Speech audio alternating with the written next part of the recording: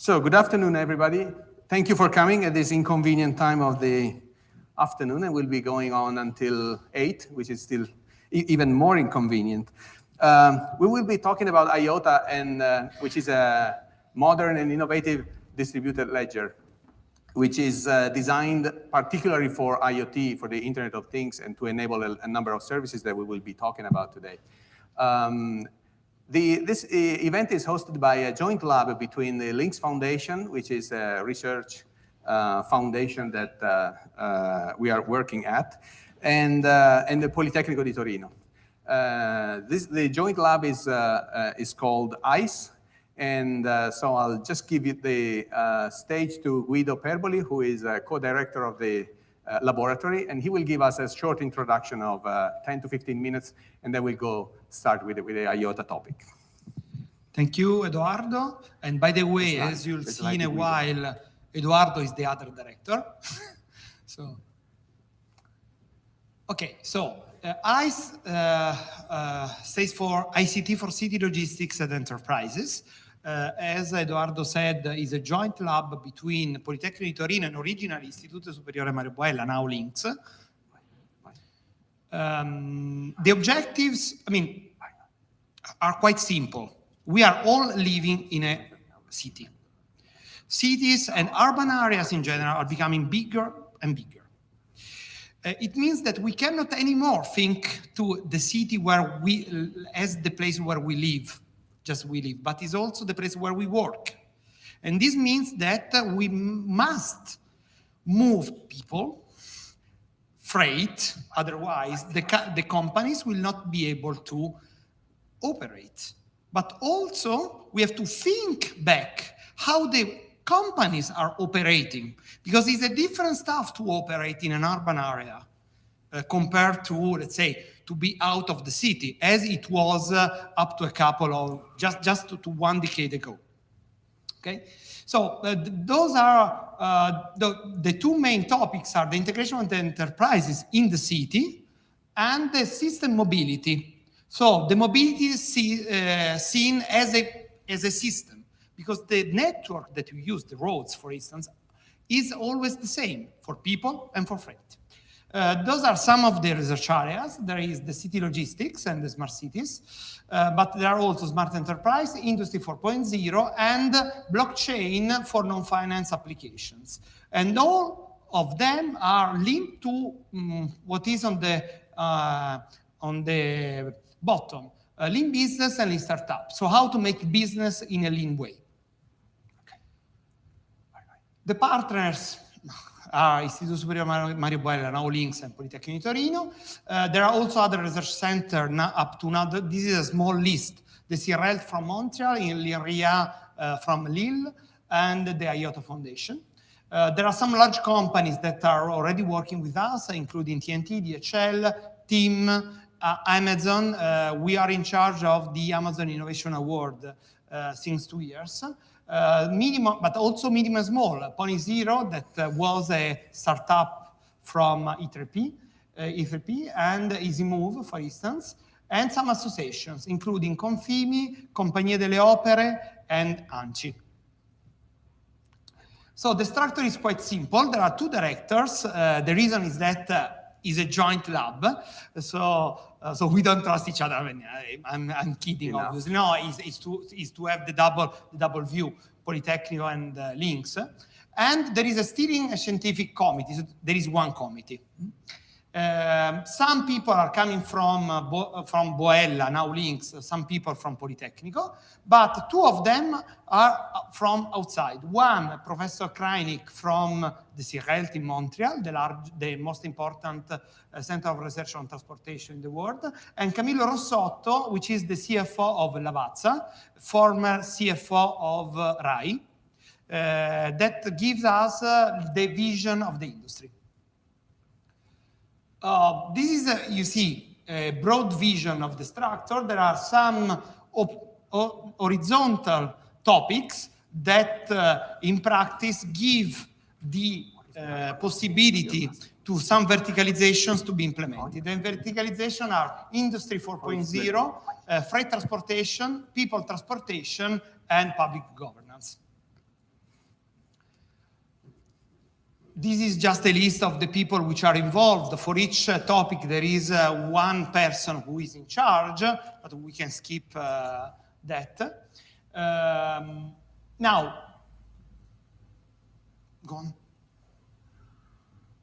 So now, before we start talking about IOTA, those are some topics on which you might work with us.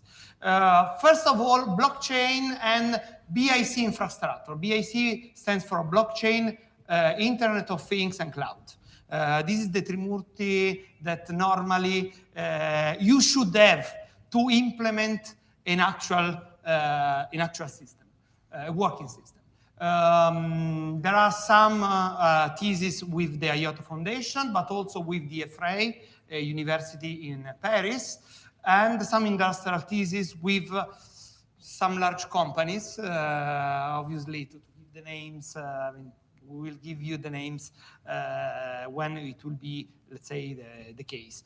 But there are some consultancy companies that are working actively with us. One can be said is IBM. Urban mobility and mobility as a service. Even here, there are some industrial theses, in particular in the automotive sector, and the CRL in Montreal, in RIA, in Lille. Industry 4.0.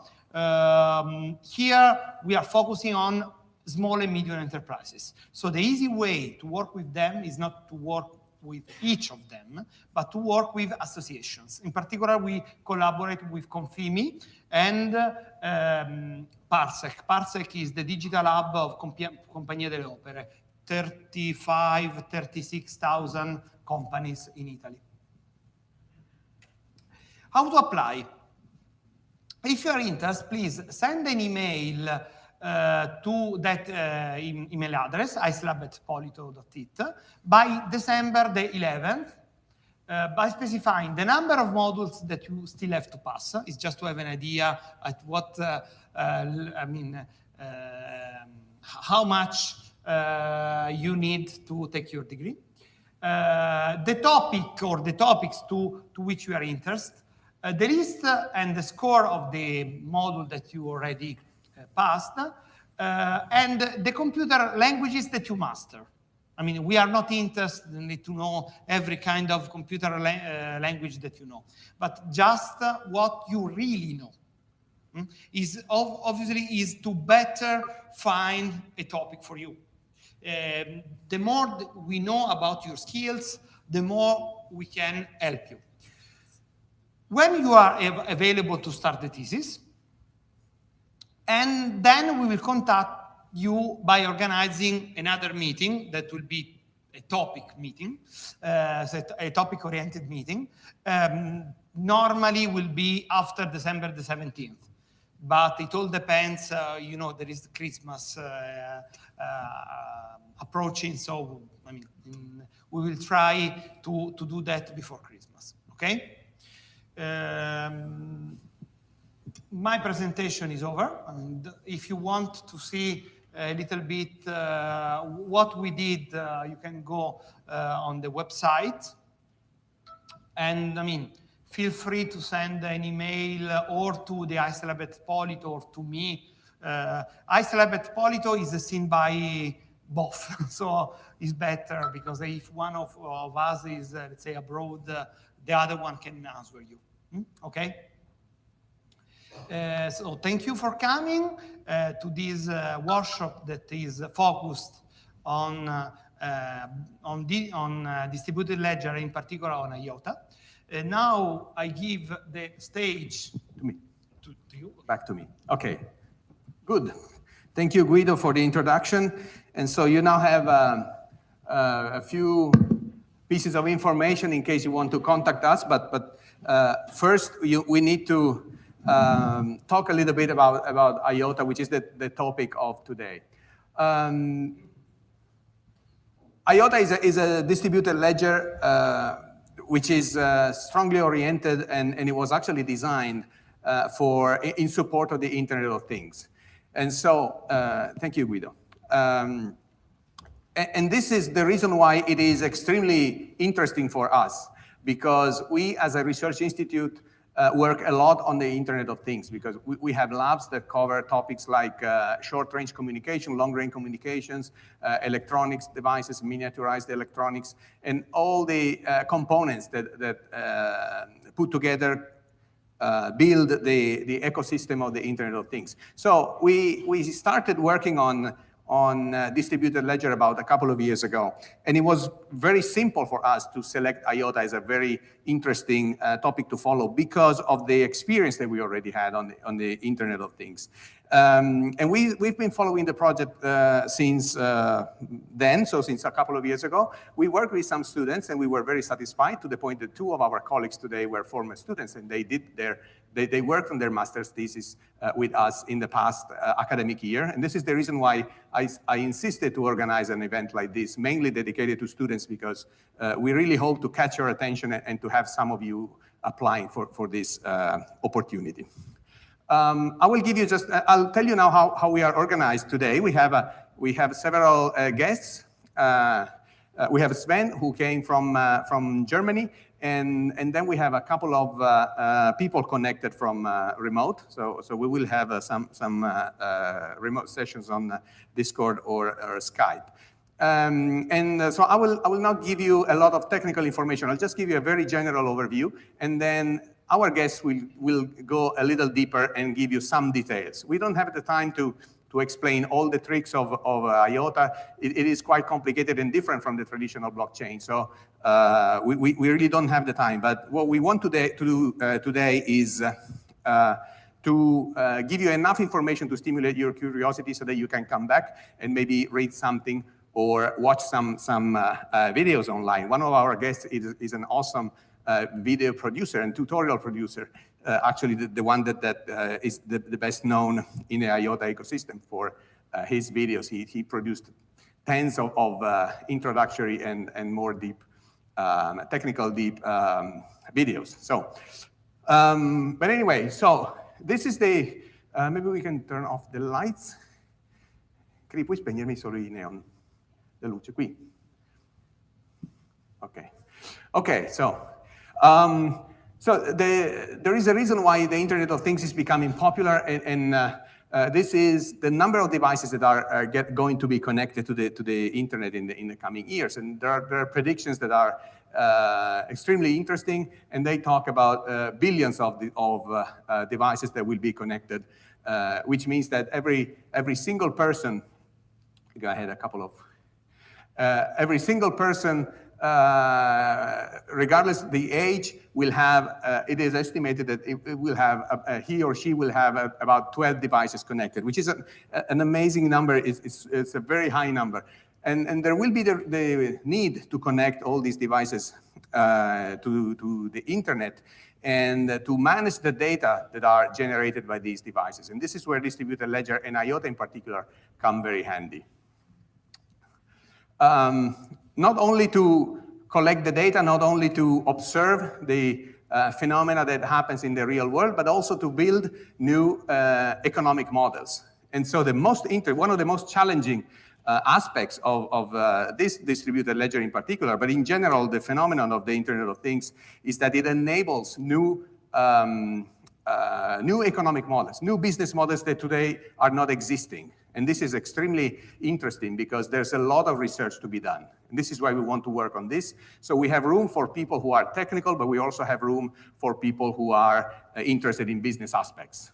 Okay, and this is something that we have been thinking for a lot of time in the past year. In order to build such new models, you need to have data that is dealt with in a safe way. So you need to trust your system. So trust is a very important aspect of the projects that we are going to work on in the coming year.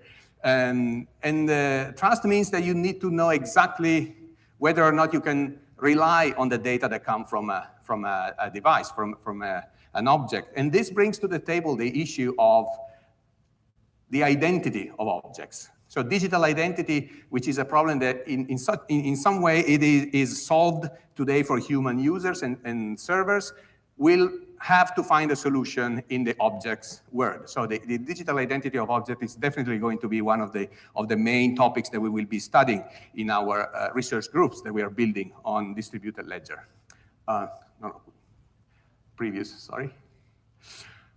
The other enabling factor, The other enabling factors are you need to be able to exchange small transactions between objects. So objects must be able to send transactions somewhere with as low as possible cost. And this is another point where IOTA comes very handy, because the cost of transactions in the IOTA system is 0. So even if an object has to make a very, very small transaction, a few cents equivalent, that would not be possible with the traditional payment systems, because the commission that you have to pay when you move money around is normally higher than the money that you want to move in this case. And so a system which offers the possibility to make transactions at 0 cost is extremely important. And this is one of the other pillars of the IOTA system. And then an ecosystem which allows the creation and co-creation of prototypes and systems that are today in the stage of prototypes, but more and more, the more time passes, the more we see with evidence that these projects are going to be very soon solutions for production, so products and real services. So some of them will be mentioned by the following speakers. So you will have an idea of what you can actually do with a system like IOTA.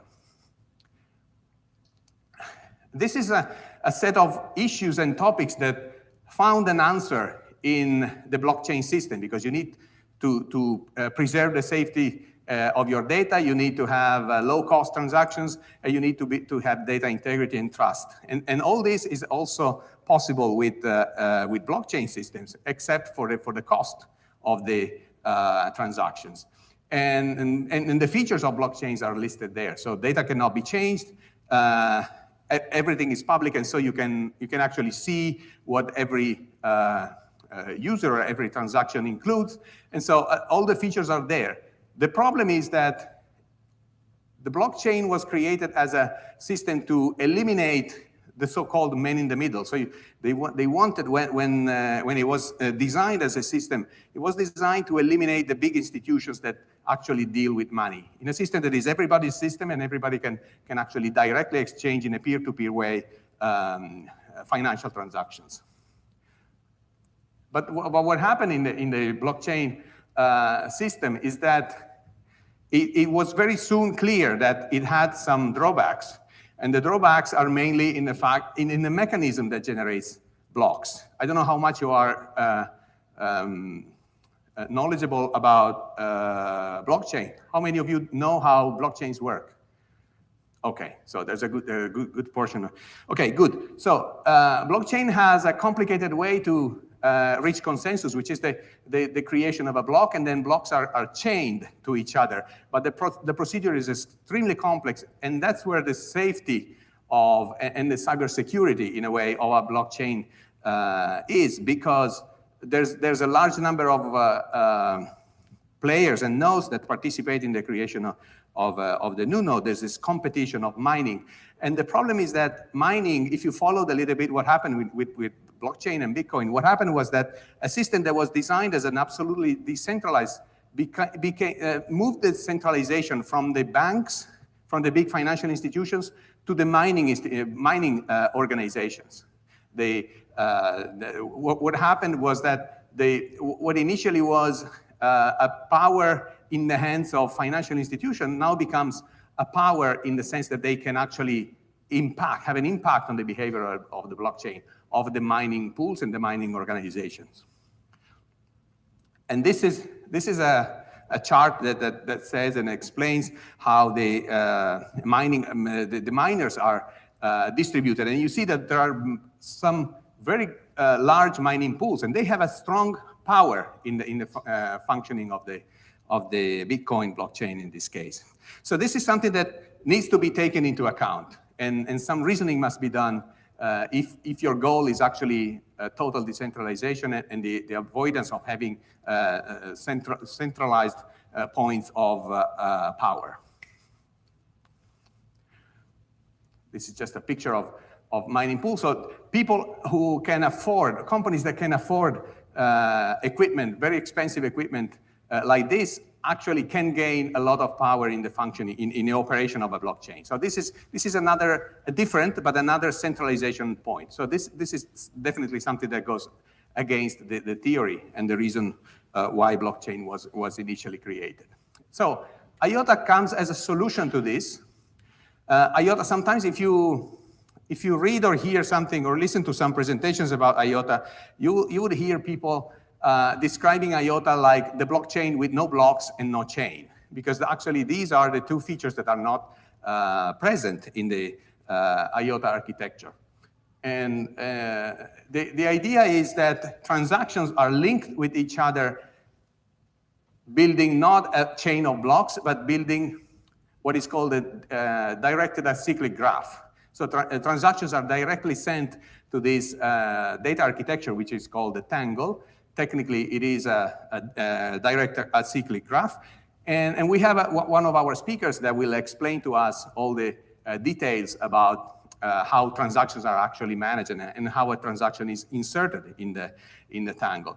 And so there's not the block, there's not the mining process intended in the traditional way. There is a small presence of proof of work, but that's totally decentralized and distributed. So whoever wants to send the transactions in a transaction in a tangle has to carry out a very small proof of work. But this is a topic that you will be hearing about later. IOTA has also very good features when scalability is considered. And scalability is one of the negative aspects of, or it is one of the reasons why also blockchain has problems, because the mechanisms of mining limits very much the number of transactions per second that you can expect from a blockchain, okay? So while IOTA has an architecture that for the way it is designed performs much better if the number of nodes increases and the number of transactions increases very much. So if you see in this graph, you see a decreasing line, which is the performance of a blockchain, of a traditional blockchain. So when the number of transactions increases on the x-axis, the performance, the number of transactions per second, the capacity of the network actually decreases if you consider the blockchain as a big network. While in the IOTA architecture, because of the extreme distribution of the computing power and the proof of work, the more nodes you have on the network, the more transactions you send in the network, the more capacity you get out of the structure. So this is something that is extremely important for the numbers that we have seen in the first slides, number of objects that will be connected to the network and number of objects that will be sending transactions in the system. These are some of the numbers referring to some of the more known tokens. And you see that the number of transactions per second that have been actually obtained from the IOTA network is higher than the other systems. But this is not to say that it is better on all aspects, but this is actually a test that has been carried out. So for this specific feature, the performance is really nice, really good. And the features that we expect from a distributed ledger, which is going to be used for the Internet of Things and for the objects, are all present in the IOTA architecture. And they are scalability, they are lightweight, because the proof of work does not require the complexity that is typical of the blockchain. So the computation that is needed to carry out the proof of work is really small. So small that the long-term vision of IOTA is that every single device will be able one day to perform the proof of work that is needed to attach the transaction to the tangle. The zero commission transaction, so you don't have to pay anything for sending the transaction, and the safety of data. These are the 4 features that are all present in the IOTA architecture. So the topics that are addressed by this innovative ledger are mainly these 3. So the trust in the data is preserved and the integrity is guaranteed exactly as it happens in the other blockchains. There must be the possibility to send easily machine-to-machine communication and machine-to-machine transactions, because another point, very important of the vision, is that one day machines will send transactions. Machines will buy and sell stuff. And they can do this potentially using IOTA token, exactly because moving money around, even if it is a very small amount of money, is very cheap. The only cost that you have is the proof of work cost, which is a very small computation use of resources that you need to have. And then smart business models. There's a big community. This project, as most of the blockchain or public blockchain related project, has everything available to everybody. It is all open. All the projects most of the projects are publicly available. So you can actually have a wide community where people cooperate, designing new business models, designing new applications. And this is another winning point. We had a really great experience last year working with our students, because we didn't know anything about IOTA in the beginning, and so we needed help. And there's a community out there that helps you. But you need to be available to interact with people who live in Australia or in the United States or in Japan. And so meetings are normally virtual meetings, but you have the right people at the right time. And this is what helped. Now we will have two of our students that are now our researchers, who will explain to you what they did. And this was possible only with the help of the developers of the IOTA Foundation and the IOTA core team. This is a great value that the IOTA community offers to the people. So the idea is to reach a point where we will actually have the implementation of what is normally called cyber-physical systems. Cyber-physical systems are systems that we are used to seeing around, where the digital component gets attached to that. So you talk about a cyber-physical system when you talk about manufacturing, when you associate and attach an electronic and digital component to a milling machine or to a manufacturing machine. And whenever you have objects that at some point get connected to the internet and they start using and offering services, digital services, this is an example of cyber-physical systems. And this is the long-term vision. So living in a world where everything talks in a way, everything generates data. Some objects generate data, other objects use the data.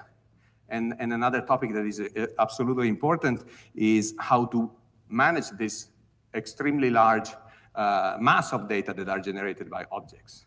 And this is where topics like artificial intelligence, big data, algorithms, and machine learning and deep learning come to the picture. And this is why we have another talk that will cover all these aspects. Okay, so the IOTA architecture is ready for all these things. And this is why we really believe this will become a standard system, a publicly acknowledged and recognized system whenever you have to deal with machine economy and the Internet of Things. Examples range from the energy system, where the energy context, where you can imagine microtransactions between the user of energy and the producer of energy. This is something that has already been implemented in some proof of concept projects by the IOTA Foundation in cooperation with companies. So we have examples of objects like electric vehicles that automatically buy the energy that they need whenever they get connected to the smart charging station.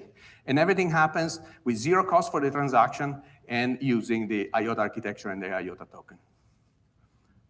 This is the example. So you have, in order for a system like this to work, you need to have all these things that I have been talking about work together. So the car needs to have an ID, a digital ID, which we can trust. So you need a safe and secure way to give addresses, digital identities to cars in this case. But car is just an example of objects. Then you can think of any other object that can actually be involved in small or larger transactions.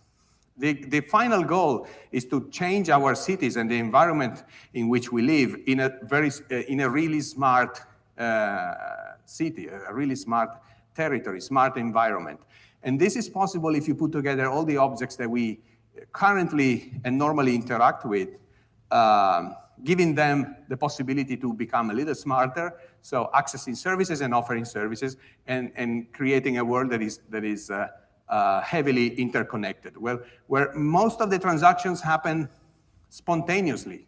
So it's not only the world where a human makes the decision about whether or not to make a specific transaction. In this kind of vision, objects at some point will decide when it is time and who is the supplier, the ideal supplier of service to generate a transaction and actually buy a portion of that service. Digital identity, as I said before, is one of the main pillars. Nothing of what I have quickly told you now can happen if you cannot trust the identity of objects. And so, and this is the reason why there are emerging standards published by the W3C, which is the organization which writes and publishes most of the official documents of the services that run the internet today. They are approaching distributed ledger because distributed ledgers have an architecture that matches perfectly the need to have a digital identity and to manage digital identity in a safe way. So it's something that is called decentralized digital identity management is actually emerging, and this is something that we will be working on. And IOTA is one of the many distributed ledgers on which you can actually build a service that is dedicated to giving and managing digital identity for objects. The IOTA project is complex, and in the past 2 years, it became larger and larger. So there is a foundation that has been started to manage all the technical and operational aspects. And so the IOTA Foundation is definitely one of the reference points. We will have one of the speakers from the IOTA Foundation, the friend Chris Dukakis, who will be talking about the IOTA vision and some of the use cases that are actually possible using IOTA. And as you can see, there's an advisory board, a board of director, and a lot of people, really a lot of people, a network of experts from the academic world, from industry. It's a very wide community where you can actually find all the competencies that are needed to build and maintain a system as complex as the one that comes out from IOTA. Big names have recently, in the past 2 years, I would say, joined the IOTA Foundation, meaning that big companies are observing carefully what is happening in this world. The Bosch Foundation actually invested in this project, and they are promoting. Bosch, of course, is interested in this kind of solutions because of the electronic devices that they build and they install in objects, from vehicles to sensors and all other systems that they put on the market.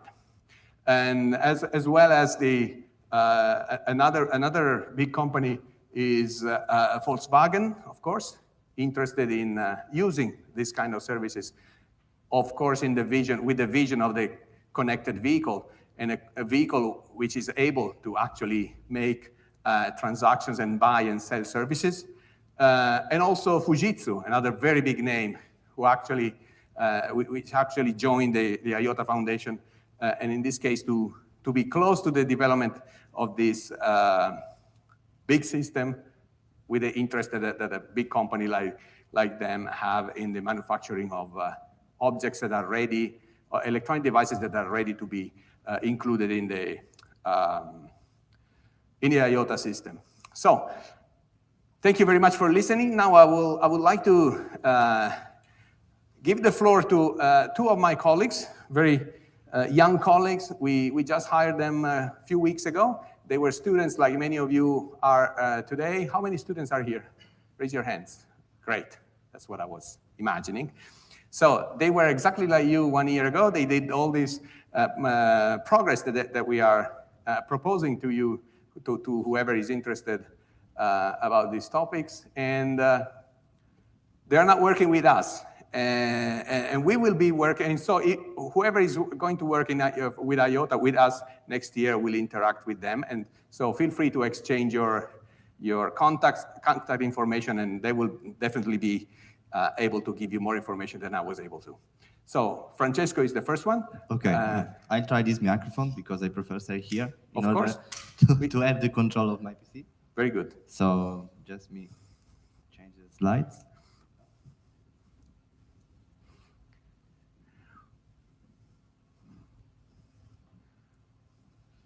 Okay, those are my slides. I am Francesco Longo. I am a researcher from the Pervasive Technologies area, that is an area inside the ISMB Institute. I did here for more or less 1 year my master degree thesis, and today I want to show you some project and example that we did during this period.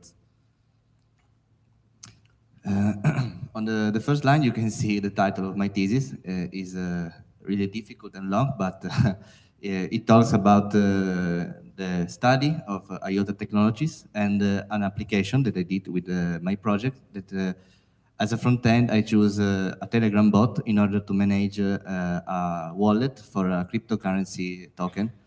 And so people can exchange token using these Telegram bots.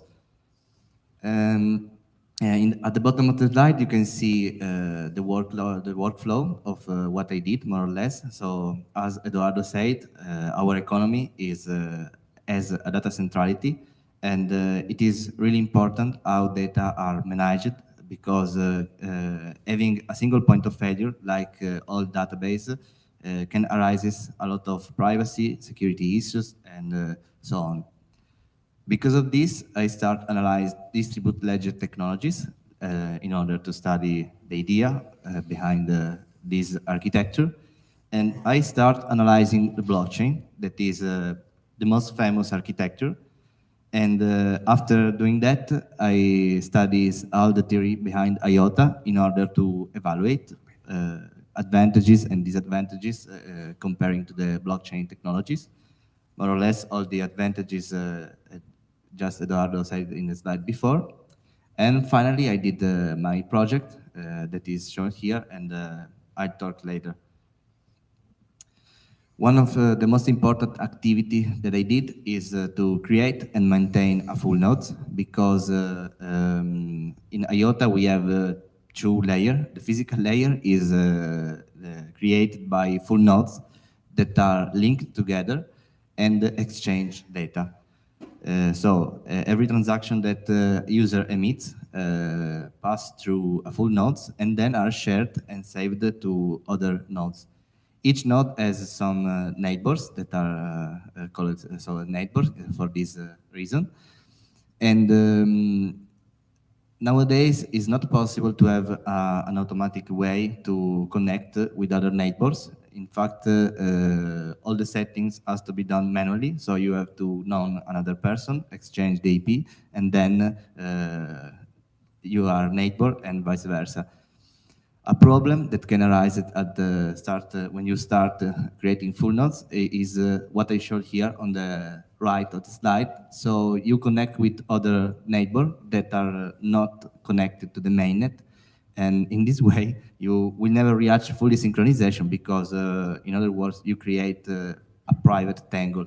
And the power of the tangle is also to use a unique tangle that is called the mainnet. I created the 3 full nodes that are hosted here, as you can see here on the left side in blue.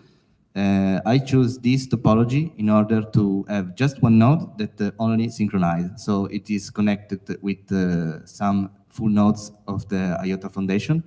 And then this node is connected with the other 2 nodes created by me.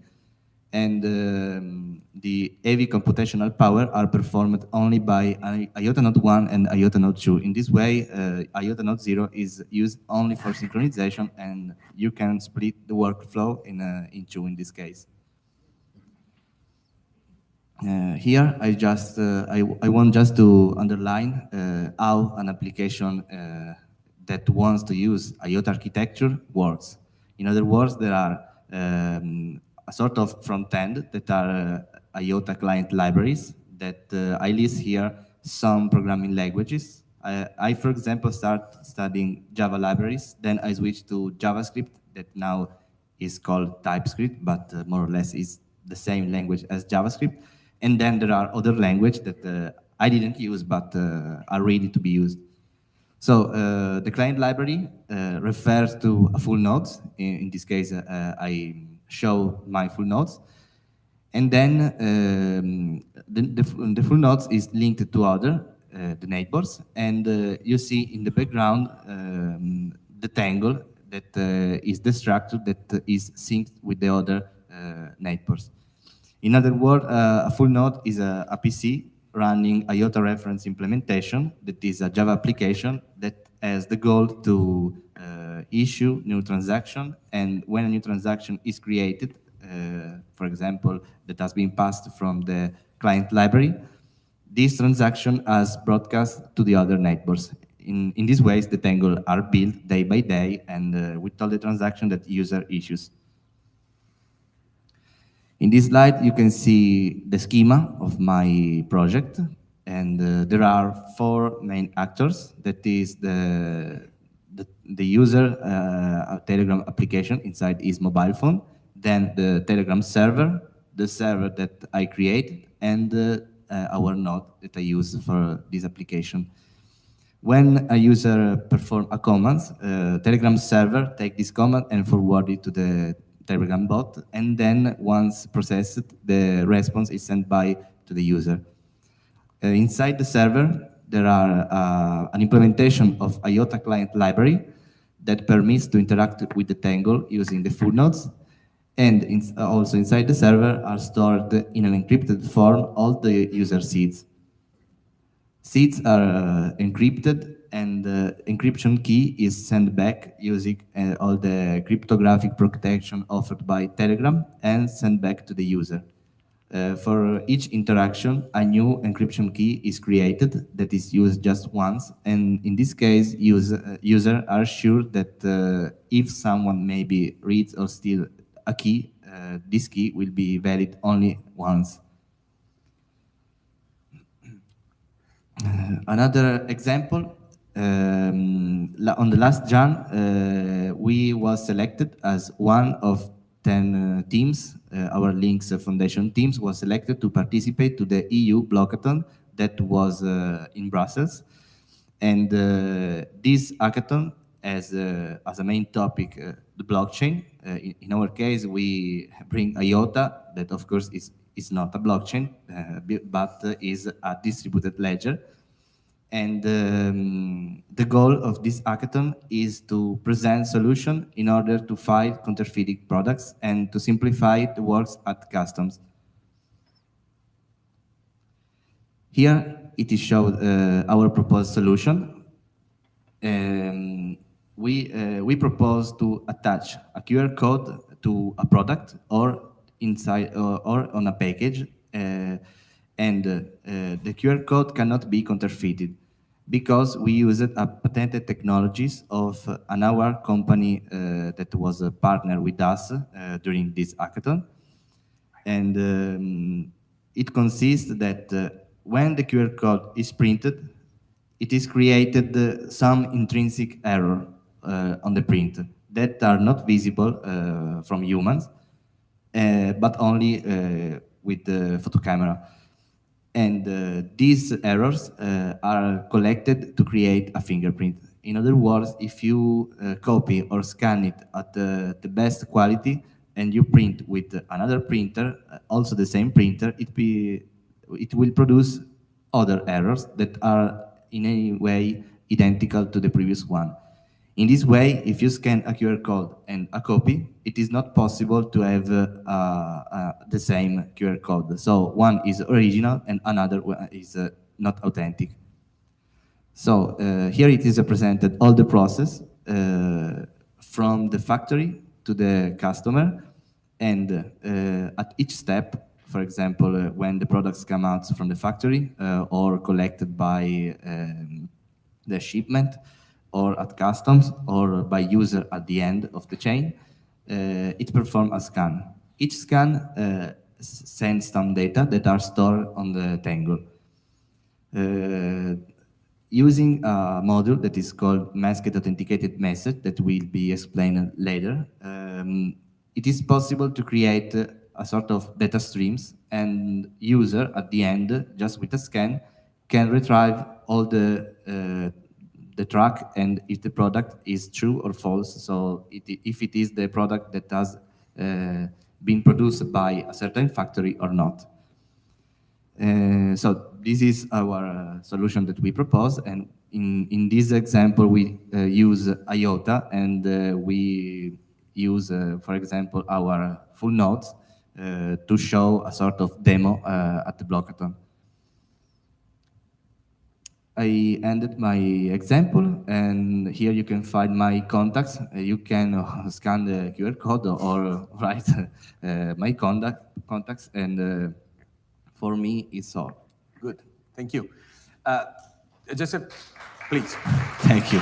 Well deserved, well deserved. So while Jure starts preparing his presentation, I just give you a few more pieces of information. The thesis project of Francesco was motivated by the fact that interacting with the Tangle until a few months ago was quite difficult because of the of how the existing wallet were working.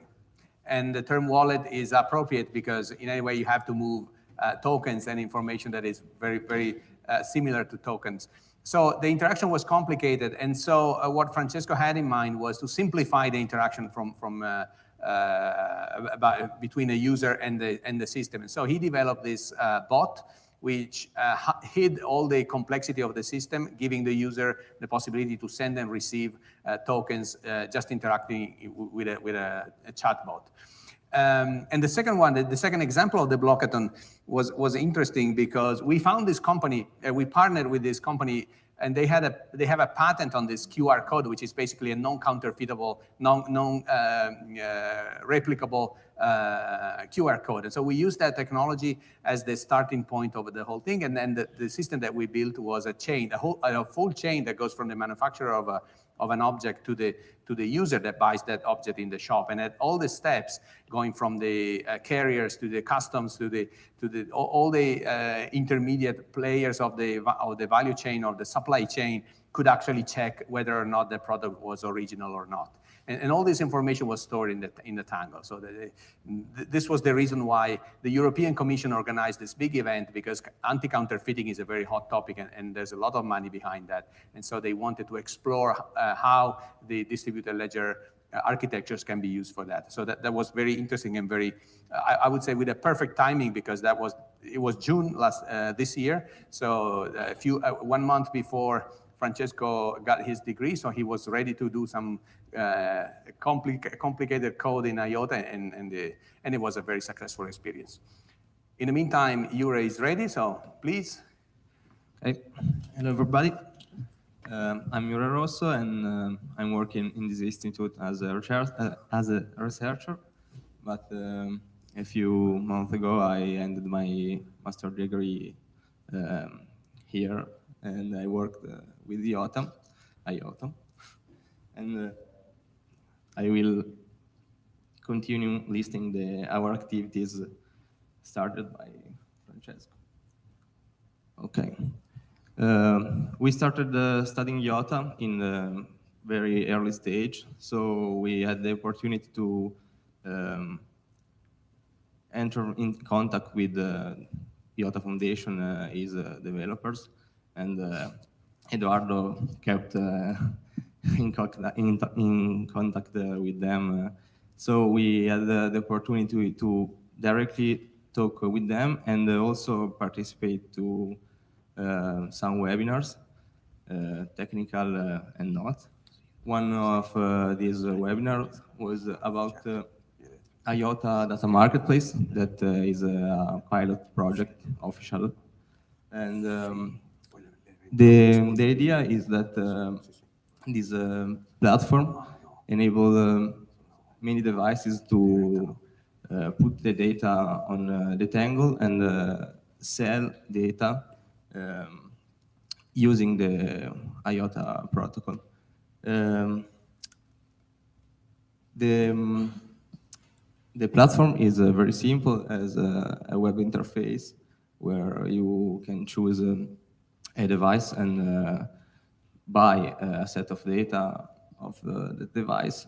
At the start of the project, we put one of our Raspberry Pi linked, connected on the network and pushing data on this platform. And choosing a device from the list, you can buy data. And the functionalities are basics, but the concept is very interesting because this is focused on the data as a good and want to give an economic value to the data and that are free to spread across this platform. Sometimes data are lost in private servers and never used, but in this way are public and can be by someone who needs. And this looks towards machine-to-machine economy. This is one of the key concepts of IOTA. The vision is that the machines could buy data and exchange them through the network, through an IOTA network. A lot of big companies are interested in this pilot project, and we were one of the first companies that joined the experimentation. Based on the concept of IOTA data marketplace, I designed and partially implemented the proof of concept for my thesis work. And it started as a joint project with a Polytechnico course, Internet application.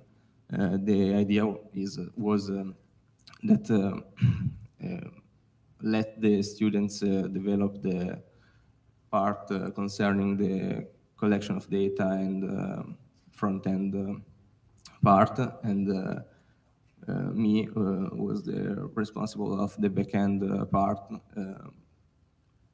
based on IOTA and its features. So the basic idea is that with this platform, we can give to the user the opportunity to sell their mobility data that usually are gifted to companies as Google or Facebook.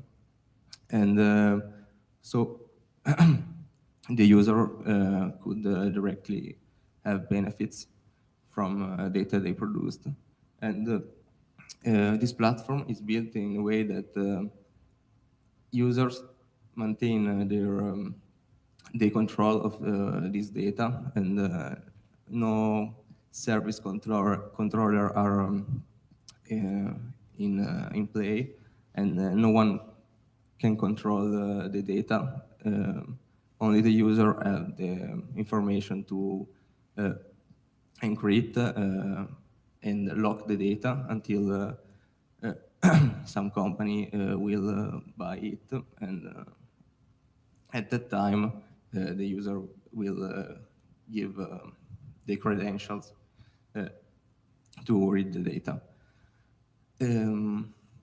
This concept exploit one of the most interesting features of IOTA, called masked authenticated messaging. This is an extension module that enabled some interesting features. Eduardo told you that the Tangle is a directed cyclic graph.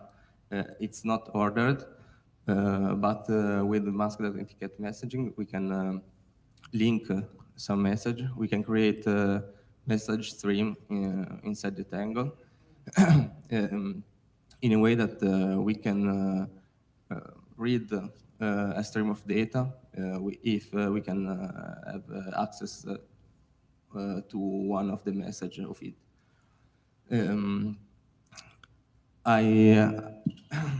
I will not give you technical information because one of our guests probably will talk about it. So this mask authentication messaging gives the opportunity to put data in an ordered way in the Tangle and have some control on the encryption and of the messages.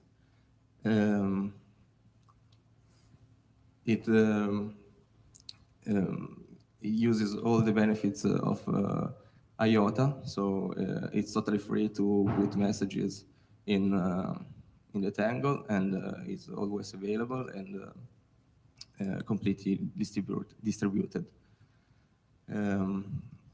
Currently, this technology is in the development stage, so we will have some additional functionalities in the future. Here is the picture that Francesco showed you. I only add the information that for the part regarding IOTA communication, we use adaptive modules exploiting MAM that I developed during my thesis project. And I think that's all. These are further developments, but Eduardo already told you about it. So good. Thank you. Thank you very much, Jure. Another round of applause. This was a very interesting experience for us because we were lucky enough to find this data marketplace that IOTA launched in December 2017, and we were actually the only Italian site which was included in the initial experiment. And as Jure was saying, the important concept here is creating and supporting a marketplace for data, which means that the object that you, not the object, the item that you sell is your data, and you are the owner of your data. So you must also remember one of the slides that I have shown you where it said my data. My data means something I can control. I decide who knows where I am. I decide who knows the information that I want to share. And the idea that came talking with a professor of Politecnico was to try to use as a set of data to put on the market our location, the position, which is something that large companies already know very well. Everybody knows where we are if we have a smartphone in our pocket. But nobody gives us money to share that information. So the idea was try to put together a system where you can actually put your location data in a data marketplace, and then whoever wants that information has to pay something, very small, of course, because if you buy just a single information of where I am now, you cannot give me a lot of money. But the idea was to, and maybe we will be working on the evolution of this project. The idea was to create data sets that are aggregated, and there are entities that are interested in that. You can imagine companies managing public transportation. They would really like to understand how people move around based on their age, based on the time of day, based on the days of the week. And so the idea is collect the information about the location of people. And then whenever somebody needs that information, have them pay the user who decided and accepted to share that information. This is a completely different business model compared to what we are normally dealing with. And this is a very nice example of how these kind of technologies and architectures are actually enabling something that is not yet here. But it is possible. And there's a lot of study and research to do in these topics. Okay, so I think we are ready. So now we pass the floor to Sven Feuchtmüller, who came from Germany, and he's more or less your age, I think. So He has a lot of experience about IOTA, much more than we have, and he's been working. He will tell us something about himself, and he's working for a company in Germany that is very active in the IOTA technology, and they're actually developing something that will soon become products. And this is why we got in touch with him, and we decided to have him here talk to us and to you. Sven, please. Okay, it's on. Nice. A colleague of mine back in Germany asked me the other day what I was interested in. And I answered him, oh, I would like to learn more a bit about decentralized artificial intelligence. To which he slightly disconcertedly responded, so you're building Skynet, which I think is amusing. So now I keep this slide everywhere I go and do presentations. So, topic is going to be IOTA, which is a word I completely made up, which is basically the unification of artificial intelligence, AI, and IOTA, the distributed ledger that you presented earlier. All right, I'm Sven. As Eduardo said, I'm German.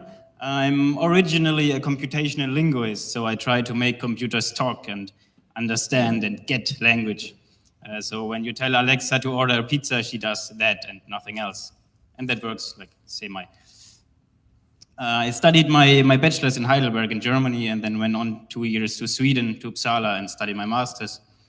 And recently I happened to find myself at Exasec, which is a company in Germany that is relatively known in the IOTA community because we did the penetration security testing for the wallet, the Trinity wallet, for mobile and desktop that you use to access your funds.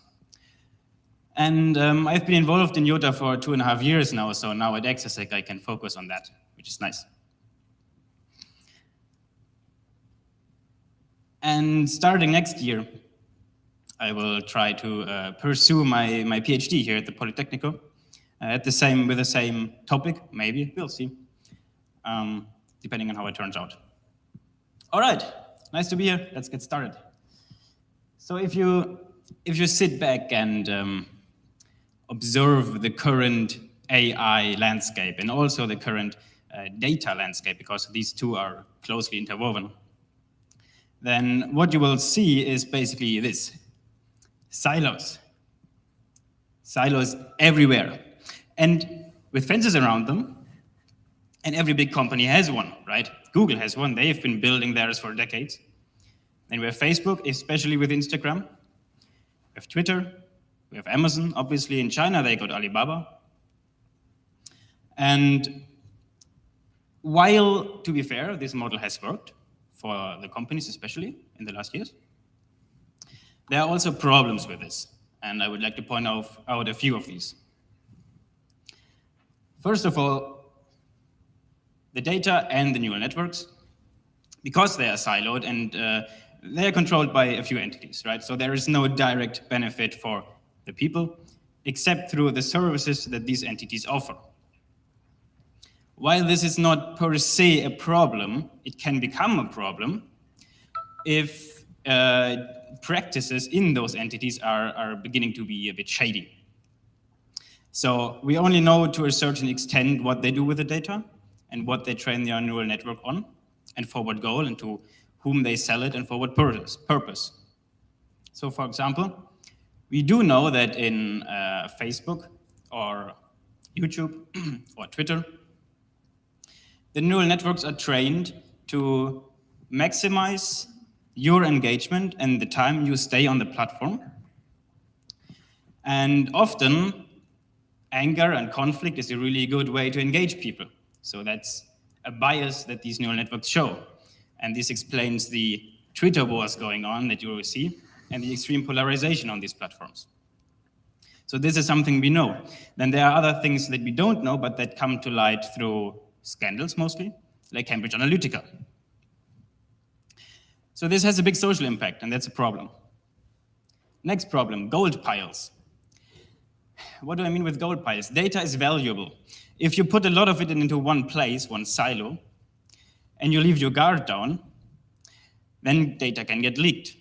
We saw this in Sony. They leaked 47,000 social security numbers. And if you don't know this, in the US, the social security number is basically your life. Just yesterday, the news came up that Quora, which is a question answering platform, had a data breach and leaked personal data for 100 million of their users, which is convenient for undermining my argument, I suppose. Next problem, it's suboptimal. What do I mean with suboptimal? Maybe you have seen this graph before. It plots the performance of a neural network you use with respect to the amount of data, and also with the data quality you have. It's also oversimplified and wrong, so like the large neural network should perform worse than the medium ones for low amounts of data, and it should also level off eventually, but it gets the point across, which is the more data you have, and the better the quality of your data is, the larger you can make your neural network and the better they will perform. So by everyone clinging to their silos, like Gollum to the ring, everyone will end up with less data they could have and with worse performing models than they could have if they just shared the data openly. And then the fifth problem, and I wasn't really sure whether I should include this in the slide because it's not a perfectly clean argument to make because there is a good counter argument, but I thought I would just include it and provide both of them. So here's the problem with scalability. As Eduardo said earlier, the Internet of Things is basically the entirety of all devices on the internet, and it's called Internet of Things because there are going to be a lot more things on the internet than people. This is a bit conservative estimate here. So 2017, we had 20 billion devices connected globally on the internet.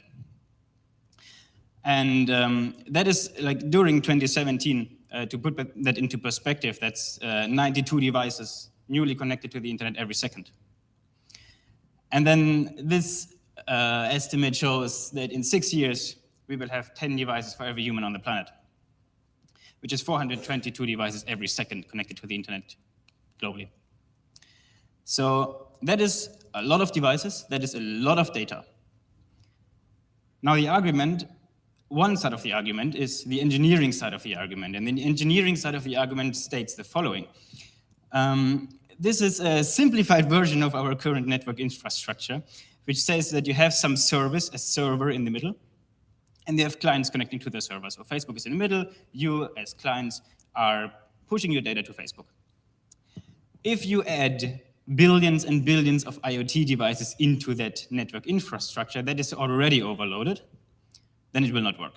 We don't have the infrastructure to support the IoT in a classical server-client architecture. There's like one big backbone, I think, going from Frankfurt all the way up to Belgium and then to the UK and US, and it has been full for years now. So the engineering argument is this will not work. And then the other side of the argument is the economical side of the argument, which basically states that the companies that are currently in the center of this and managing all the data and raking in huge profits, obviously, from the data, have a huge financial incentive to keep it that way. So it is not unreasonable to expect them to invest in network infrastructure. And we already see this happening, like Google Fiber, for example, is the prime example. All right, so why, given these problems with data and centralized networks and centralized neural networks, why is it that we don't have a working decentralized AI already using it? And the answer is simple, because this is being researched, but it's not there yet. The technology is not there yet. And we need a distributed ledger for it. So why do we need a DLT? And given that we need a DLT, why would we consider IOTA for it? And in my opinion, this boils down to 3 properties or technologies that you need in order to build a decentralized artificial intelligence. And the first one is you need to be able to feed data into your decentralized artificial intelligence. All right, easy enough. But there is a principle for neural networks that states garbage in, garbage out. If you have bad data, wrong data, you feed that into a neural network, the intelligence you can extract out of that will be wrong. So now this becomes, you need to be able to feed data into your decentralized AI, but the data needs to be correct and true in some fundamental sense, and relevant and agreed upon. So this is where the concept of oracles comes in. An oracle is basically just a fancy word for anything that feeds data into a system, right? And now the basic idea, but this is all being researched right now, the basic idea is that you don't ask a single oracle, but you ask a lot of them, and then you compare what you get back. Example, there is a town in Texas, and you want to know the average temperature in this town in Texas. And this town in Texas has 500 sensors, scattered temperature sensors, scattered all over the place. Each of them is an oracle. You can ask all of them, or a fraction of them. Say you ask 100 sensors, what's the temperature you have? You get 100 responses back. And if 90 of them agree on some temperature, then you can assume, okay, this temperature is probably true with some probability. And now this being on top of IOTA also enables you to incentivize the sensors to report, and to report properly and truly. Because now you can pay the 90 sensors that reported the value that was agreed upon afterwards. You can pay them, and you cannot pay the others. So rational actors will always be truthful. The second aspect you need for a decentralized artificial intelligence, it's what's called smart contracts. So you need to be able to execute logic on top of the data that you feed into the system. The most famous smart contract platform, I would suppose, that we have right now is Ethereum. But there is not a single one that is working and scalable at the moment and production ready. And the third thing you need for a decentralized AI is you need to be able to incentivize people to get the hardware and run the software that then makes up your artificial intelligence from the ground. This can be called outsourced computations in a decentralized manner, though. You need to be able to enable a IoT device that has no processing power, that cannot run its own intelligence, to pay someone else to do the calculations and report back the values on their behalf. Now, luckily for us, all of these three components, plus the data transfer and the payment settlement layer, are all already, or will be soon, hopefully, be integrated into IOTA, which is the reason why this is the platform of choice if you want to build one of these. All right. Now, before I end this, a quick personal note from me. Because I've been involved in the space for quite a while now, distributed ledger technology, and IOTA especially, are at the absolute, forefront of research right now. So it's like the wild, wild west, and there's a lot to discover. So if you're a student, and most of these are students, which is awesome, and if you have a thesis to write, for example, a bachelor thesis, a master thesis, or a PhD like me next year, then, or if you just want to look at the technology and have questions or whatever, then I would invite you to come and talk to us, talk to Eduardo and Guido and everyone that's here, and then we can innovate together. All right, and I think we have some time for questions. That's it.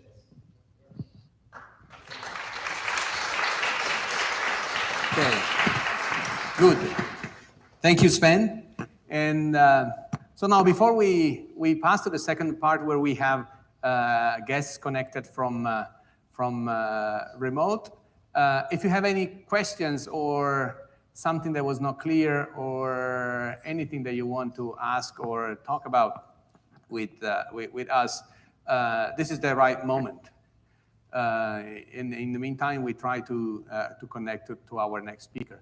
How many of you already knew about IOTA when you sat in this room? Okay, and because you've been following the project for some time, so you know the technology you've been developing, what kind of knowledge you have and how you got the knowledge, just by participating in the community and being interested in that, as it happens with other distributed ledger technologies. How many of you developed software which is actually using IOTA? Just one. Okay, good. So how many of you would like to develop some code which actually uses IOTA? Okay, a few more hands. Good. That's good. That's good. So, and I don't know exactly how much, where you are in your curriculum and how much time you have before you complete your engineering program. But how many of you are thinking or will have to find a topic for the thesis in the next, or this academic year, sometime between now and spring, for instance? Good. Okay. This is a kind of interaction, not exactly a very verbal interaction, but it's good. I think there's a lot of opportunities, and if the topics that you will be hearing about today actually interest you, please step forward in the next days, and we can also organize a meeting to discuss in more detail what we do and what we want to do. And of course, you can be in touch with Sven and with our new colleagues that were students until a few months ago. Okay. So any questions? Anybody who needs to ask something or has some curiosity? One, we give you a mic. Dammi gelato che glielo passo. Thanks. Sorry for the little Italian, but sometimes we need it. There you go. Oop. Go ahead. Yes, my question is, I don't know who is going to reply, but can masked authenticating messaging replace PGP signature? I mean, for example, when we download some source code from a developer, we can grab his public key and then check the validity of our source code. So can we replace? Oh, yeah. Okay. So the problem is at a much higher level. We will be hearing something about MAM in one of the next presentations. And the idea of the MAM, the need for the MAM, the masked authenticated message, comes from the fact that while in a blockchain, in a traditional blockchain like the Bitcoin blockchain, you can follow the transactions and the link between the transaction is actually related to how I spend the money. So there's the output of the transaction, which is the available amount to spend, and the input of a transaction, which is how I spend portions of that money. So if you can directly follow the flow of money and see how it articulates in a number of smaller streams. In IOTA, this is not true because transactions are selected randomly, and so there's not a native, easy way to follow where your money is going, because your transaction may be connected to a transaction of somebody else, which is not related to the stream of data that you are interested in. And so what the MAM does is superimpose on the Tangle a layer which allows you to do something that is similar to what happens in a more traditional blockchain. So it's like a virtual channel, like a kind of a virtual pipe, which includes only the transactions that are related to your application, which can also not be related to actual moving tokens or money, because one of the other things, the nice things of IOTA that we have not mentioned, is that you can actually store in the Tangle data that is not related to money. It's not a financial transaction. This is another big difference between, for instance, the Bitcoin blockchain, where the data that is supported is mainly financial transactions. Okay. So once you have a virtual channel that stores and gives you the sequence of data that is related to a specific application, then you can do whatever you want. You can build something on top of that, including the application that you were mentioning before. But this is probably working at a much lower level. So what you have to see the Tangle as a kind of a data management infrastructure on top of which you can build a lot of security applications, security-related applications, but also other. Now, to properly answer your question, we should look at the exact data that is going to be moved around and how you divide it in different pieces and items that get sequenced in a way as individual transactions in a tangle. So it's a little more complicated, and we should know a little more about the specific case. And that's something that we can discuss maybe in the future. Sorry to interrupt, Eduardo. Yes? I am in contact with Chris, and the answer will be later because he knows more about MAM and he will talk about. So fantastic. Thank you, Chris. I don't know if you can hear me, but thank you. Yeah, he's listening. So very good. Okay, I'm trying to remember your question and put it again to one of the next speakers. Anybody else who has ideas, please.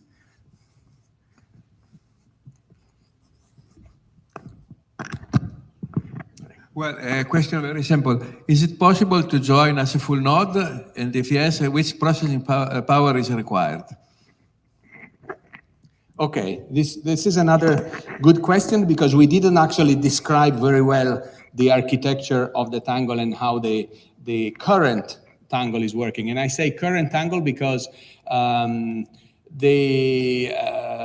final version, the ideal future version of the tangle is mainly built around objects and very small nodes, each of which is performing a small portion of computation, which is the proof of work, the small proof of work. Today, the network is held by a relatively high number of nodes, which support the small devices that today are not capable of doing the proof of work, for instance. So there is the need to have an access to the tangle using a kind of a portal, which is represented by full nodes. Full nodes are the nodes that can actually perform the action that will be described by the next speaker, like the attach to tangle. So I have a transaction and somebody will attach it to the tangle doing a little computation that my node is not capable of performing. So it's a kind of a I would say a temporary solution, but there will always be nodes that carry out the role of full nodes. We implemented 3 nodes here for the work of the students, and we use common servers. So you can have a full node on a typical desktop computer. Like we started a year ago, more or less, with a traditional desktop computer. Then in the past weeks, we installed the node on a server, which is a little more powerful, and it's put in the computer room, with all the safety that is required. But there's no need for a particularly high computing power. So what is true today is that very small objects are not powerful enough today to carry out this processing work. But I think some of the next speakers will comment on this as well. And I can comment on this as well. Yeah. There is a community project by 2 brothers in Berlin. And they managed to run it on a Raspberry Pi, basically. They did their own implementation of the whole protocol, so that's a bit more like over the top, I suppose. But if you really want it to go low, then you can go low.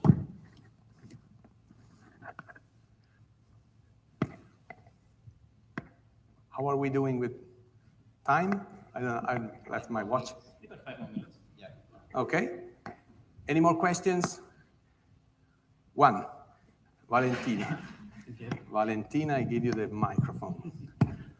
Because you're the only person in the audience I know the name.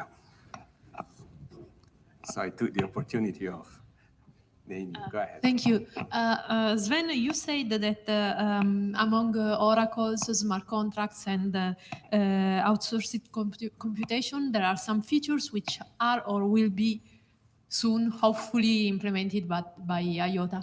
I wanted to have some more information on what is expected in the future and when, if there are already some dates. Yeah, thanks. In the IOTA world, we would say soon, I think. With a TM in the end. Yes. All right. I will not tell you specific dates because that's a horrible mistake to make, and it never really works out. There is Hofstadter's law, actually, which states that it always takes longer, even if you know Hofstadter's law is a thing.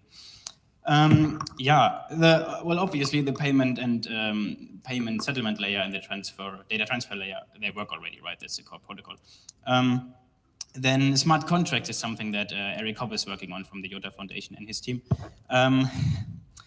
I can quote him, and he mentioned that there might be possibly an alpha version by the end of the year. But please don't take this for any like reasonable estimate. Also because it's in 2 weeks, the end of the year. Oh yeah, we got like, yeah, okay. But I mean, obviously, these are all research questions and difficult ones and state-of-the-art ones. So it will take time. Oracle's not implemented yet. Outsourced computing, obviously, not really implemented yet as well. These are the two things that will be worked on next year, I suppose. But then again, also, I'm not from the IOTA Foundation, even though I know some people there. So I can only relay what I know, and that is that smart contracts is probably going to be next, and then the rest.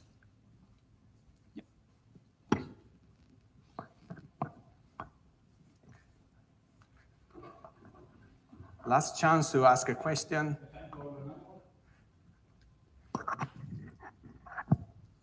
No hands? Yes, one. Microphone. Okay.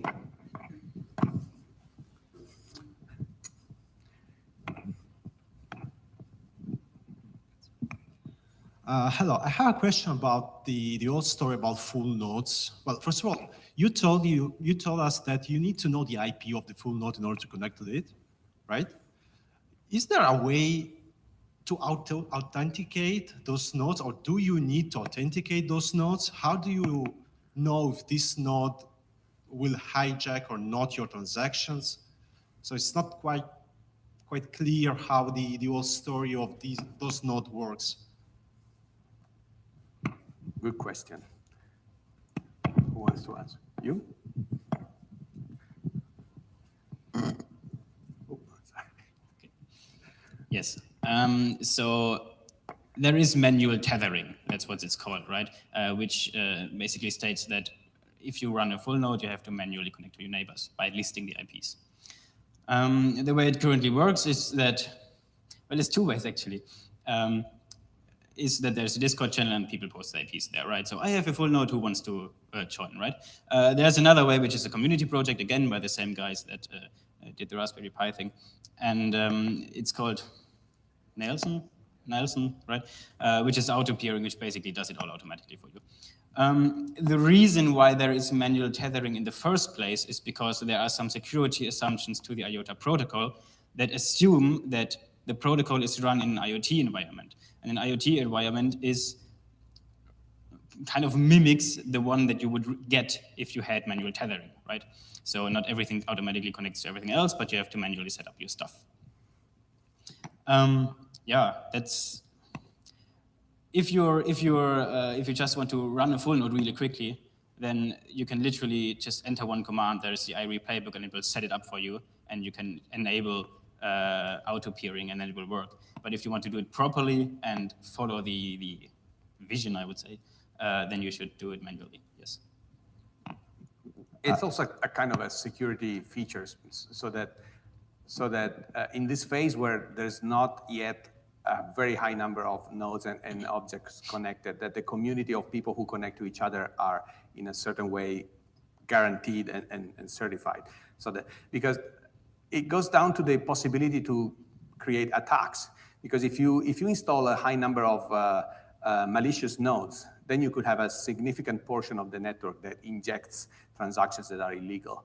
And so also to avoid that, there is still a kind of a supervision of how things go. And the more objects and the more transactions will be injected in the network, the fewer controls there will be. So there's a number of features that makes the Tangle today quite centralized, but they are slowly fading away. And the vision and the reality that we have seen in the evolution in the past months is that when the number of nodes and the transaction is sufficiently high, these centralization points will go away, and the tangle will be all on its own. And about the point you made about hijacking transactions, no, cannot. Because, well, in the end, you as a user sign your transaction with your private keys before you send it to the node. So if you had a malicious node, you could send it around, you could not send it around. That's what all you could do, but you couldn't, like, you cannot change the content of the transaction and still have the signature be intact. You can reject it. You can always reject all the transactions Sure. you're getting. Yeah, sure.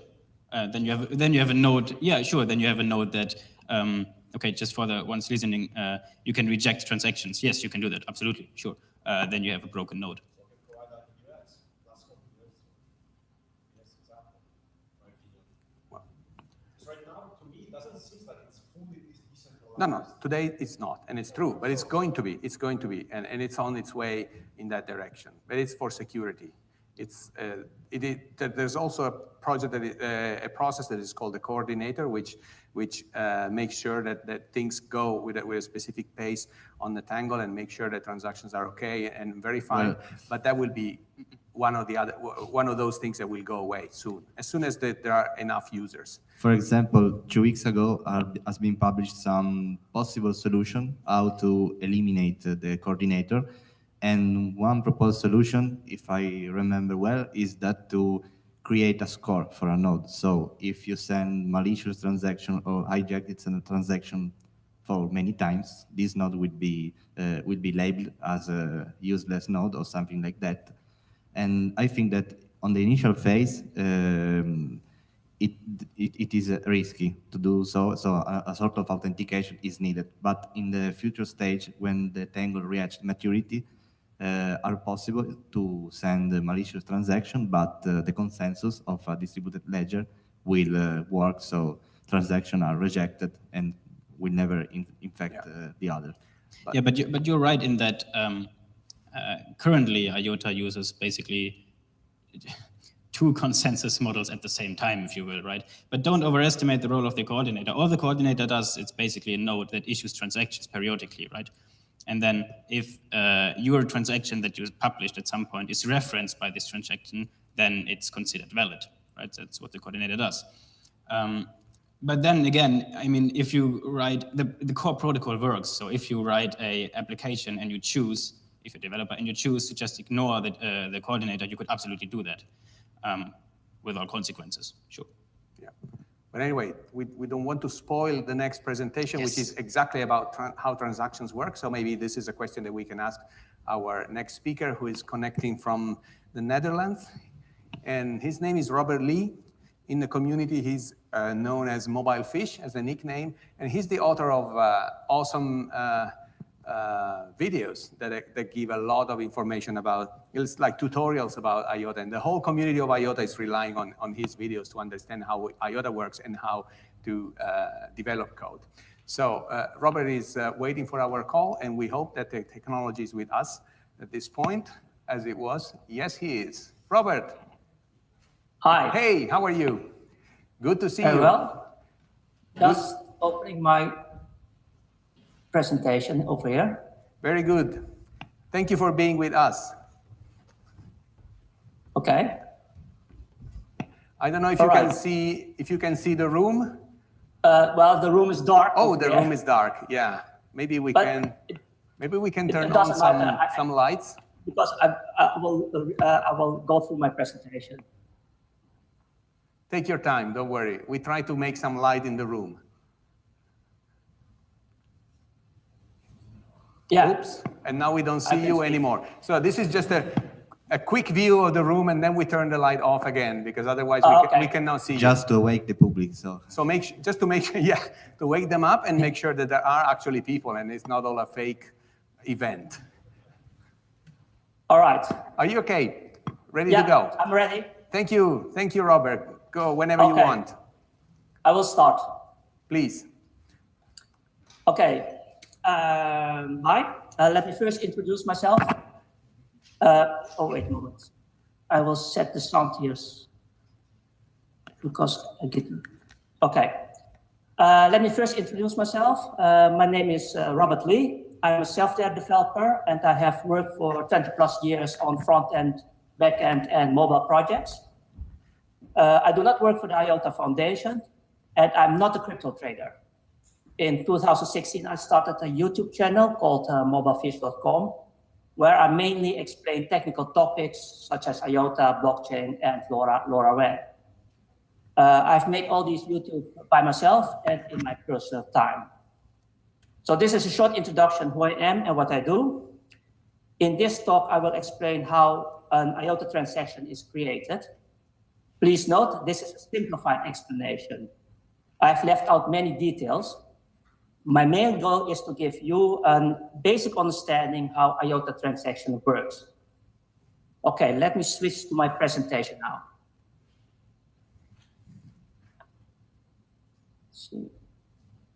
Okay.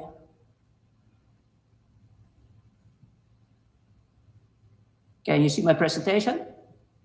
Yeah. Yes, we can. All right. Okay. First, I will begin to explain the difference between the binary system and the balanced trinary system. Please don't worry, I will keep this presentation as simple as possible. In IOTA, the trinary system is used and not the binary system. Why? Well, if you create a computer processor based on a trinary system, it is more efficient, thus requiring less energy. And you should know, the IOTA protocol is intended to be used in machines, such as in low-powered IoT devices. The IOTA developers are now working on such trinary-based processor, which they call GIN. So understanding how the balanced trinary system works is useful, especially if you intend to use their APIs. So on the left side, you see the binary system is based on base 2. The trinary system is based on base 3. On the binary system, we have bits, 0 and 1s. And on the trinary system, we have trits, -1, 0, and 1. On the binary system, we have a nibble, which is 4 bits. And we already know 1 byte is 8 bits. On the trinary system, we have a trite. And a trite consists of 3 trits. On the binary system, 1 nibble has 2 to the power 4, meaning 16 combinations. And on the trinary system, 1 trite has 3 to the power of 3, meaning 27 combinations. On the binary system, a nibble can be represented by a single character. The character can be 0 to 9, A to F. Think hexadecimal. And on the trinary system, we have a trite. And it can be represented by also a single character. And the character can be A to Z and the number 9. Okay, let me switch to another one. So this is called the IOTA trite alphabet. As you can see over here, 000 can be represented by the character 9. 100 can be represented by character A, etc. So there are in total 27 combinations. And that is all you need to know about the balanced trinary system. Okay, now let's start with the more interesting stuff. So all over the world, computers are connected to each other to form an IOTA network. In this network, each computer is called an IOTA full node. Anyone can set up a full node, and no permission is required. The code is open source and free and can be found at this GitHub repository. So each full node on the IOTA network has a local database where all the transactions are stored. So this is a graphical representation how these transactions, which are stored in the database, are related to each other. Each block is a single transaction, this block. And the gray blocks, you can see over here, are new transactions added.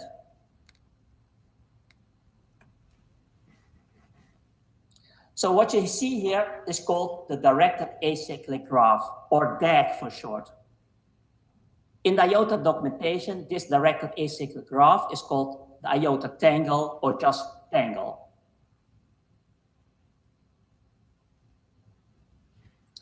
So in a blockchain, each block contains multiple transactions. So this is the blockchain, and this block contains multiple transactions. And each block is connected to its previous block, as you can see over here. In a tangle, this tangle, each block is a single transaction, not multiple transactions, but a single transaction. And each transaction is connected to two other transactions, as you can see over here.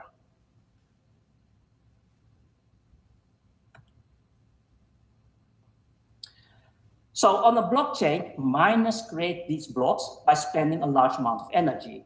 This energy is needed for the proof of work.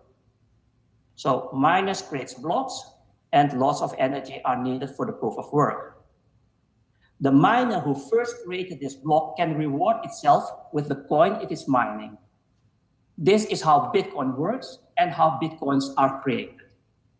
So for Bitcoin in the year 2140, there will be approximately 2.1 petasatoshis created. That is 2.1 times 10 to the power of 15 satoshis, as you can see over here.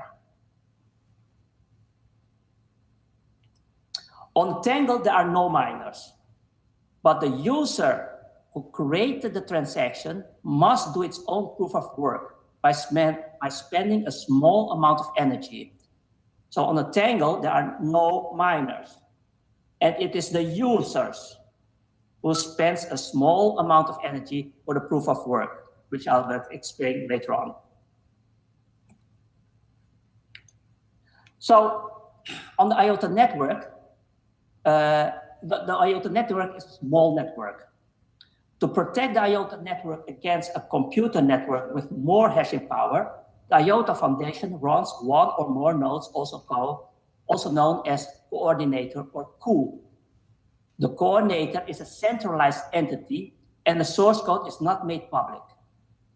The coordinator is to protect the IOTA network against what is known in the industry as the 51% attack or the double spend attack. So you may ask, is this really needed? Well, in May 2018, the 51% attack has happened with Bitcoin Gold. Other small blockchain projects also suffered losses due to 51% attacks because they have networks with relative small hashing powers. Implementing protection against 51% attack is not uncommon. For example, Litecoin. They have implemented centralized checkpoints in the early days of Litecoin because the Litecoin network in its beginning had less hashing power. So now you understand why the IOTA Foundation created the coordinator. But please note, in November 2018, that's last month, the IOTA Foundation had published plans to gradually phase out the coordinator. This project is called Coordicide.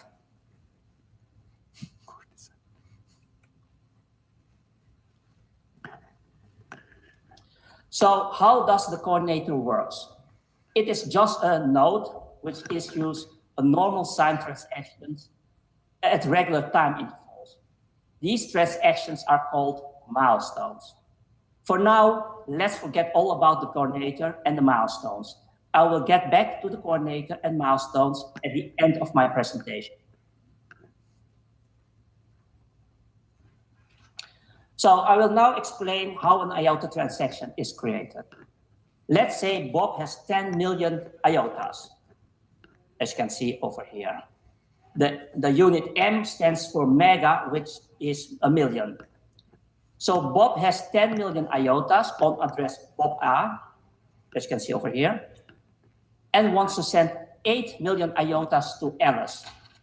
Alice sends her address, as you can see over here, and this is Alice's address. By the way, an IOTA address is 81 characters long, containing the characters A to Z and the number 9. Do you still remember that each character represents a trait? And that each trait consists of 3 traits? I just want to make sure that you remember this. If you include the address checksum, which is this, which is 9 characters long, the total size will be 90 characters from here to here. But for simplicity, in this presentation, I only show the first 4 characters, these characters. This is what Alice's address actually looks like. This is her address.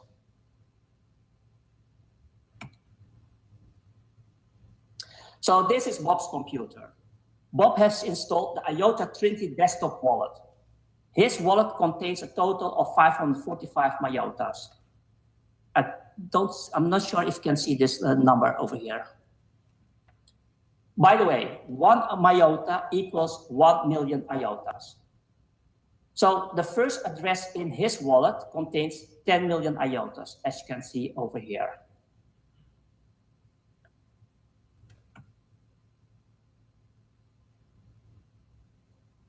So to create a transaction, Bob's Trinity wallet creates a transaction bundle represented by this bag. Each transaction bundle has a unique long reference number, this number.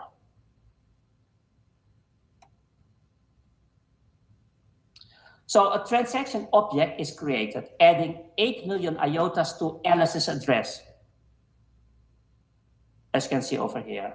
This transaction object is put inside the transaction bundle. And this transaction object is called the output, as you can see over here, because it credits to the receiving address. Well, each transaction object has a current index. That's this one, which is just a sequence number starting with 0. If a new transaction object is added, the next transaction object will have current index 1, etc. And each transaction object has a unique hash, as you can see over here, which is just a unique long reference number. If a new transaction object is added, the next transaction object will have a completely different hash number. And each transaction object has also a timestamp, as you can see over here, indicating when the transaction object was created. And each transaction object has a bundle, as you can see over here, which refers to the transaction bundle reference number, this one. So these 2 numbers are the same. So in the next slides, I will not mention these fields again to keep my slides simple.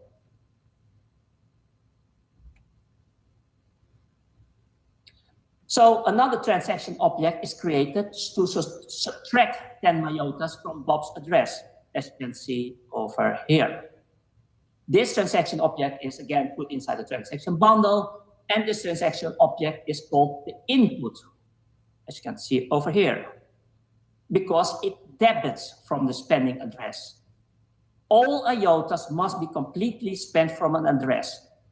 So this is Bob's address with 10 million IOTAs. So he always has to completely spend it. He cannot spend only 2 IOTAs. He has to completely spend it.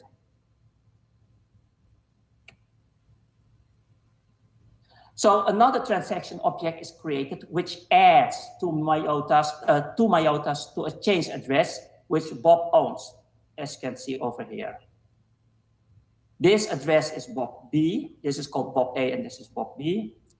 And this transaction object is put inside the transaction bundle. And this transaction bundle is called the change, as you can see over here. So 10 IOTAs are subtracted from Bob's input address. 8 IOTAs are sent to Alice's address. And 2 IOTAs are sent back to Bob's change address.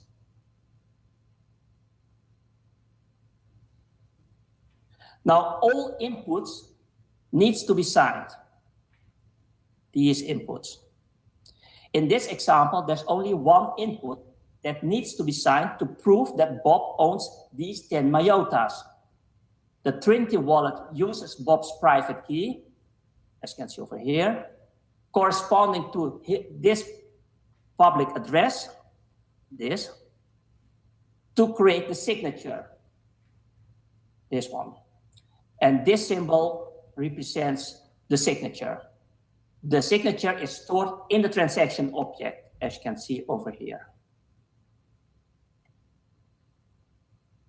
So Bob's computer running the Trinity wallet is connected to a full node on the IOTA network, as you can see over here.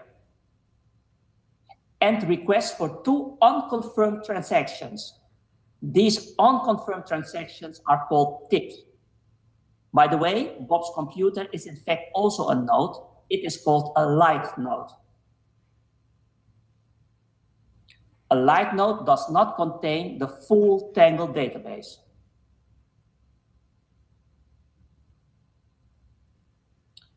So the full node receives the request and searches its database for 2 unconfirmed transactions.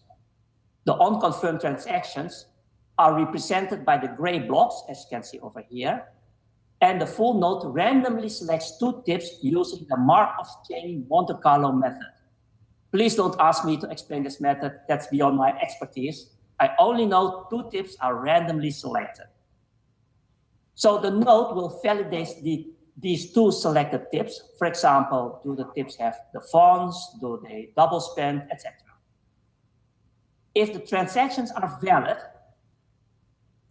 the node sends the 2 transactions to Bob's computer. Let's call them tip 0 and tip 1, as you can see over here. So you may ask, why only request for 2 tips? Why not 3, 4, or even 5? Well, it seems that 2 tips is the most optimum value. If more tips were requested, the node has to do more work. It has to select more valid tips, which will increase the probability that an invalid tip is selected. So 2 is the optimum value.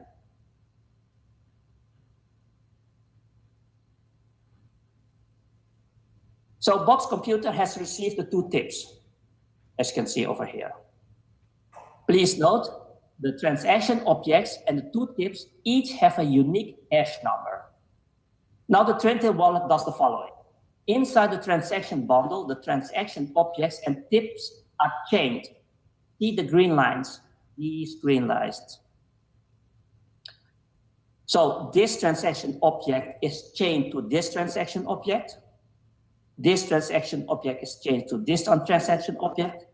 And this transaction object is chained to tip 1, all by their hash numbers.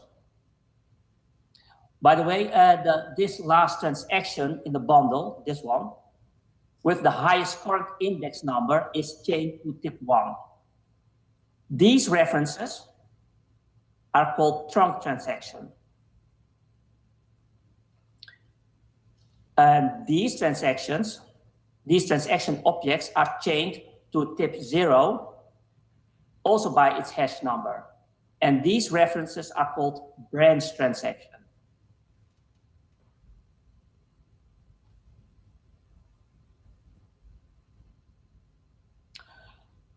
Now, proof of work has to be done for each transaction object in the transaction bundle. The proof of work is similar to hash cache to prevent spamming the network. This is not the same as Bitcoin's proof of work.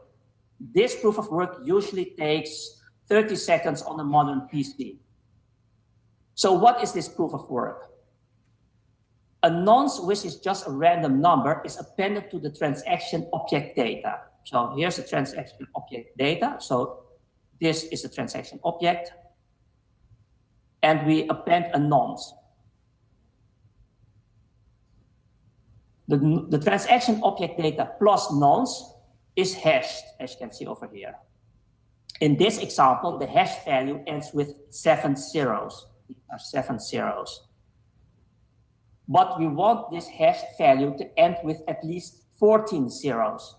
This is called the minimum weight magnitude. On the mainnet, that's the production environment, the minimum weight magnitude is 14. On the testnet, that is IOTA's test environment, the minimum weight magnitude is 9. And the minimum wake magnitude is the same as the blockchain difficulty. So you need to try different nonce values until you find a hash value which ends with at least 14 zeros. The nonce value is then, well, if you have a nonce value which ends with 14, if you haven't found a nonce value and the hash value ends with 14 zeros, then the nonce value is then stored in a transaction object. And this process is repeated for each transaction object, for this transaction object, this, and this one. By the way, you see these values, 0, 1, minus 1. That is because the hash value is in trits. Oh, this slide I will skip. All right, when all proof of work is done, each transaction object has been updated with the correct nonce values, as you can see over here, these stars.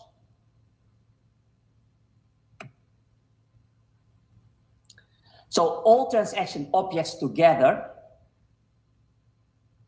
are considered to be an atomic unit, which means if one fails, the complete transaction will fail. For example, if a nonce is not correct, this one, for example, the transaction fails. If this signature is not correct, the transaction fails. If the input address, if this input address has not enough funds, the transaction fails.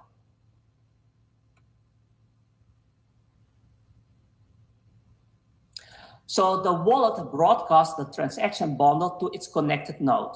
So the wallet, and this is its connected node. The node will verify if the transaction bundle is correct. For example, is the timestamp acceptable? Are the signatures correct? Are the nonces correct? Meaning, has the proof of work been done with correct weight magnitude? Are the input balances correct? It must not exceed the amount stored in its database. If the transaction bundle is valid, the node stores this transaction bundle in its database and broadcasts the transaction bundle to its neighbor nodes and so on. Eventually, every node on the network receives this transaction bundle.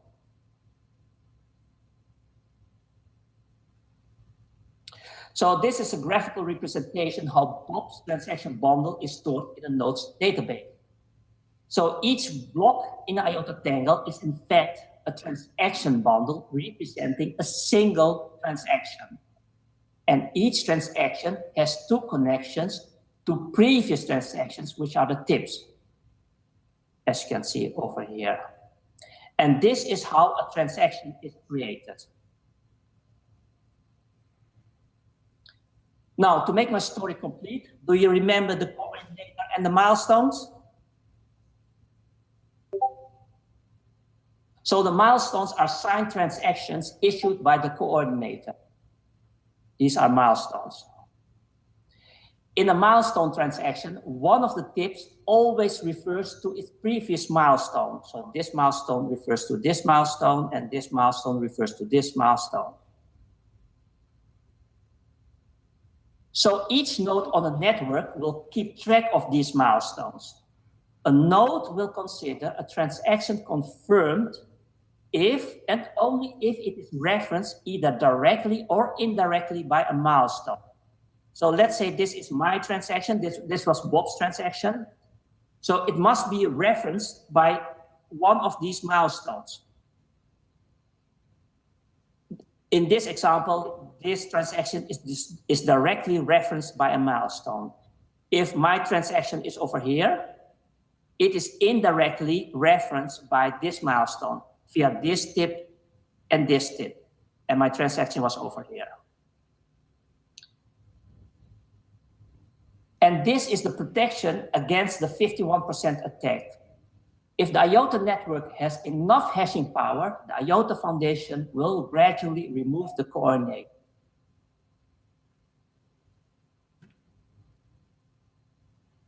So in blockchain, when more transactions are created, less transactions are confirmed, as you can see over here. because there's only one miner creating the actual block. In IOTA, when more transactions are created, more transactions are confirmed because there's no mining involved, and each user creating the transaction does its own proof of work.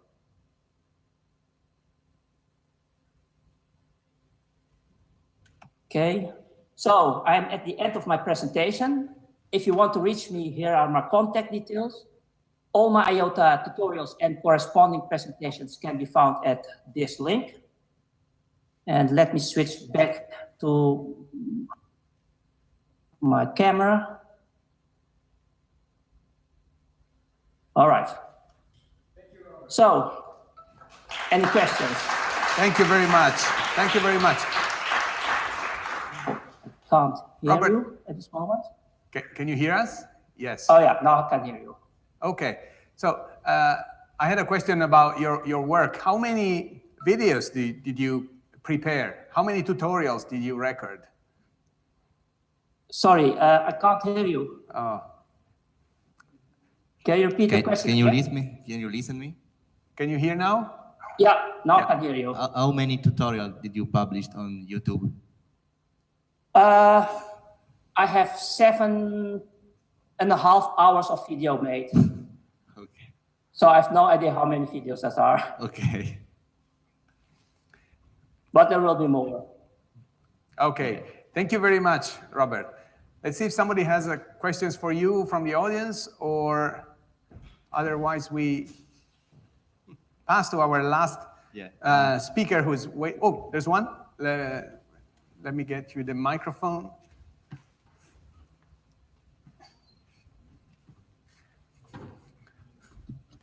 Yeah. You must turn it on. È spento, scusami. Sotto? Schiaccia quello rosso. O forse è solo mute. Okay. All right, so mine was more like an observation rather than a question, because you rightfully mentioned Litecoin when talking about other blockchain projects with a checkpoint system. But I think it's also very effective to mention that Bitcoin, of course, like main core version itself, had a checkpoint system that was officially dismantled in patch 0.14.0 in March 2017. So Bitcoin itself had a kind of like centralized checkpoint system to prevent 51% attacks. So yeah. Which, I mean, I just want to add this because usually most of the fake centralization attacks come from... The sound just keeps dropping, so I partly hear the question. Let me see if I can repeat the question. No, vengo su.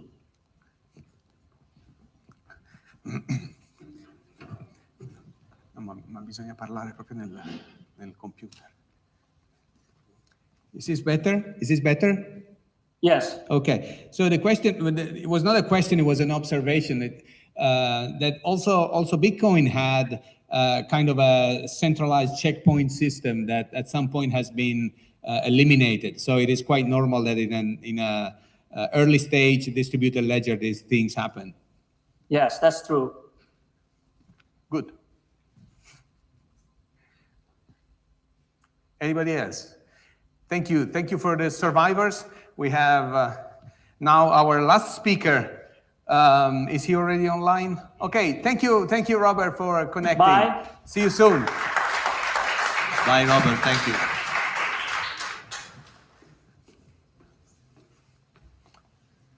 See if we can connect with Chris Dukakis, who is our last speaker.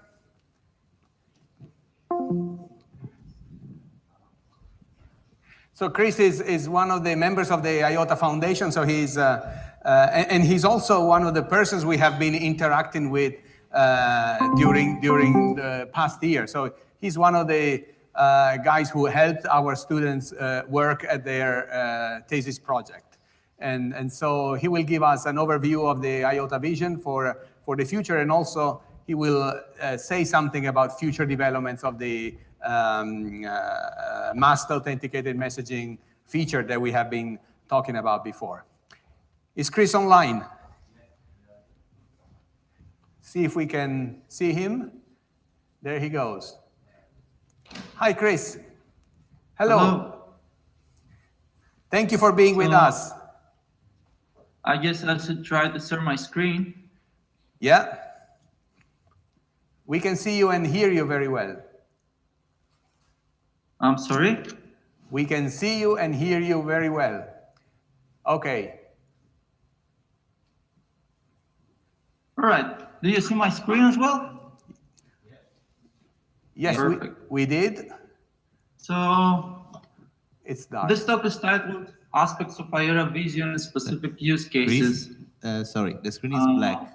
Is a problem. We'll go briefly through specific use case examples and try to picture in our heads the IOTA vision itself, or perhaps some aspects of it.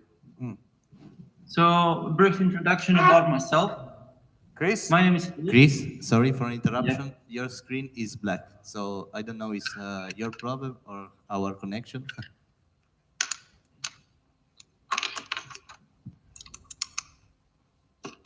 I'm sorry. Can you properly hear me? No. We hear you, but we don't see the screen. We just see your pointer. Okay. Yes. So you probably just need to stay in this mode and not in presentation mode. Can you hear? Can you see my screen now? Yes. Yes, if you stay in this mode, it's better, because when you put the presentation mode, your slides goes. Okay. Okay. All right. Still seeing my screen? No. Yeah, that doesn't work. Presentation mode doesn't work. Okay. All right. If you can close the tab on the right.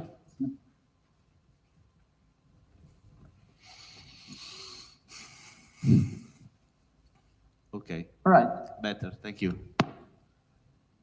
Myself, I'm Chris. I work in IOTA Foundation as software engineer. Most of the time I write JavaScript, and I'm the maintainer of the JavaScript client library.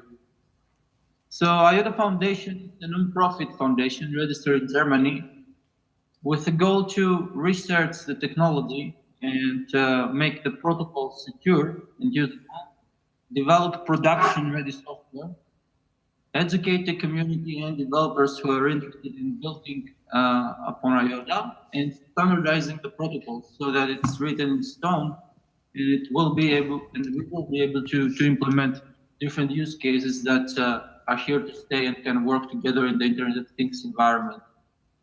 So with this in mind, what we are pretty much attempting to do is enable the Internet of everything. Set the preconditions that create the ideal technology that will be able to connect all these things together. And it's something that we like to refer to as the true Internet of Things, which is actually still emerging. I'm not sure it actually exists and it's around us yet, but it will eventually appear as we use data, we unlock data out of silos, we make them open, and with distributed ledger technology, everyone can access different data streams and build a vast majority of use cases for the Internet of Things. And essentially, this means that data is the new oil for this machine economy to emerge. And of course, it is of utmost importance to rely on honest data and have assurance that the data is correct. And also the process through we move from data towards decisions is actually verifiable, and we can indeed be assured that all these new agents of the machine economy will actually work together as components and integrate in such a way that we won't have any malfunction or dangerous situations for everyone. So it's really important to have trust in data, be able to conduct transactions seamlessly without any limitations, without any fees or scalability limits. And then we want to see smart business models that will take advantage of all these preconditions to build that actual machine economy.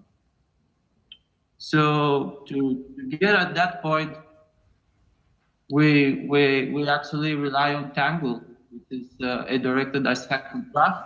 I'm sure you've heard a lot about it in the previous presentation, so I'll just go through the main features of the Tangle and IoT technology. So the main advantage is that it's lightweight, it's decentralized, it's filless, it can skate infinitely. The Tangle can be partition tolerant. We can split it in parts that actually eventually merge. The protocol uses quantum new characterography in order to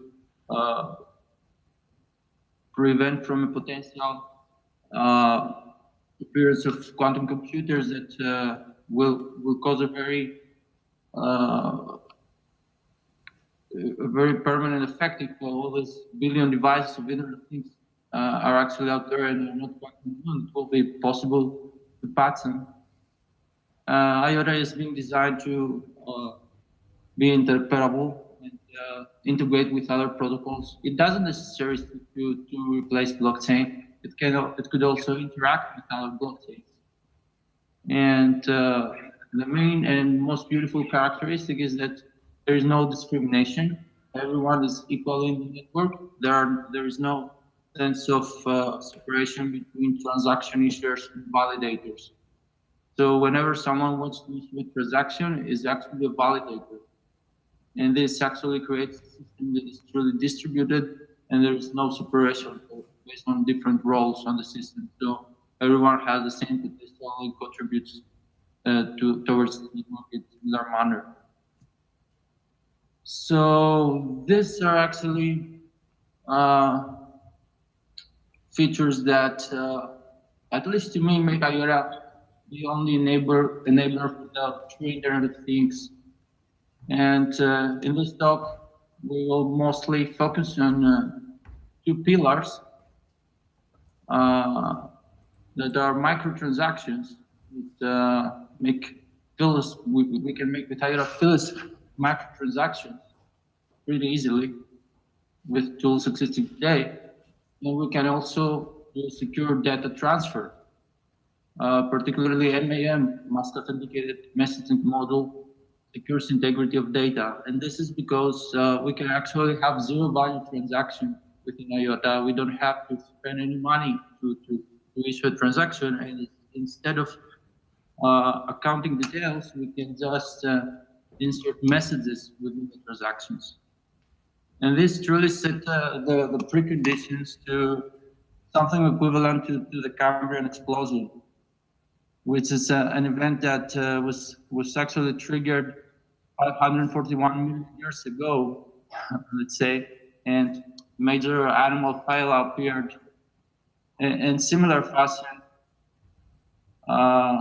What we are witnessing now is that we are on the very cusp of the emergence of Internet of Things. And in similar manner, different use cases will arise in different industry verticals. So we will actually try to look through the verticals and try to combine them so we get a cross-vertical sense of how we can have autonomous agents interacting within symbiotic ecosystems. So I'm thinking to just skim through the slides and see some specific use cases, perhaps. Not anything, just general stuff, and then we can perhaps brainstorm together, answer questions, ask questions. And let's actually start with smart mobility. What that means is that we have smart vehicles. With microtransactions, cars can pay for parking, very tiny amounts in a granular manner. We can pay for tools.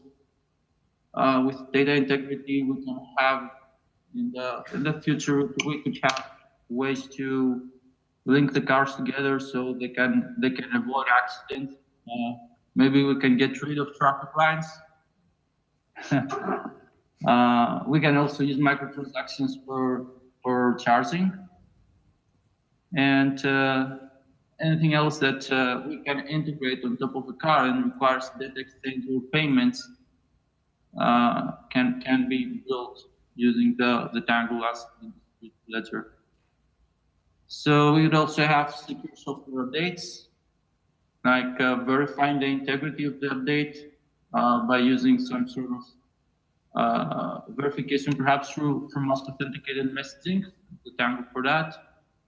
We can even have platooning, which is when tracks actually stick together in order to minimize, to actually maximize efficiency. It's related to aerodynamics and save fuel. Also, mobility can actually be powered by smart energy, smart grids. In a city that is built on top of IoT technology, we can have different agents that connect in a very distributed manner and exchange energy for value. So we can have different solar panels, maybe wind turbines, actually selling energy to cars or vehicles being close to them.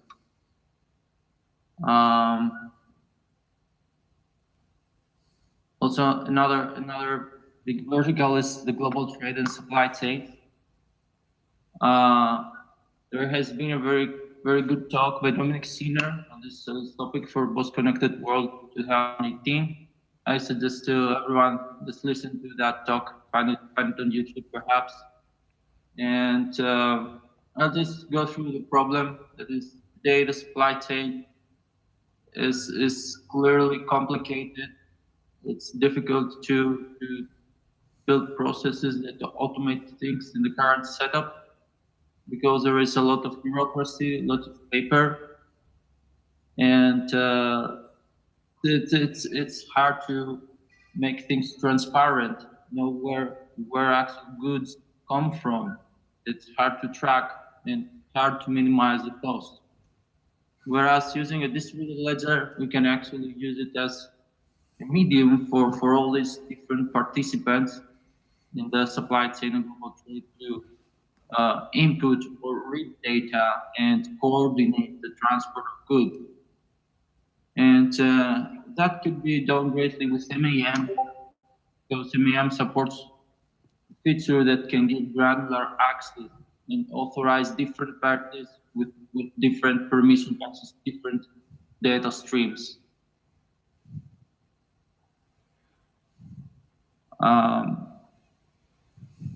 So what we actually can gain from all that is that we can track and trace the goods. We can inspect that everything goes according to plan. We can perhaps track problems like the conditions of the transport. Some goods require specific humidity, and we use and actually record an audit trail of the different processes of the supply chain. We can have transparency that will reflect the quality of goods. And finally, another sector I see is the industrial Internet of Things and smart factories. Machines within a factory can interact with each other, can make micropayment. They can create a sort of audit trail that verifies that it's verifiable and it assures that the manufacturing process went according to plan. And another great feature that we could build is that we can have production as a service. right now, or perhaps if we want to build something like a car, we will have to make a partnership with a car manufacturer. I'm not sure how seamless will be this process and how costly it will be, but with production as a service, we can automatically get a machine that will otherwise be idle, and those machines are really expensive. We don't want them to idle. We can take advantage of idle machines and have them do specific tasks as production as a service. So we can pay for that in microtransactions and leverage the fact that idling machines can actually be always useful whenever idle. So there are actually more use cases that we can state. Time is running low, and if you have any specific thing in mind that you want to be implemented, or you have any idea, there is also a competition that is being held by IOTA Foundation, and it's called the Perfect Brainstorm.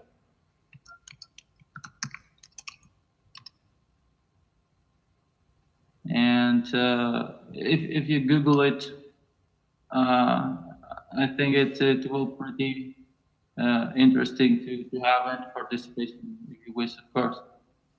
So let's actually go through questions. Thank you, Chris.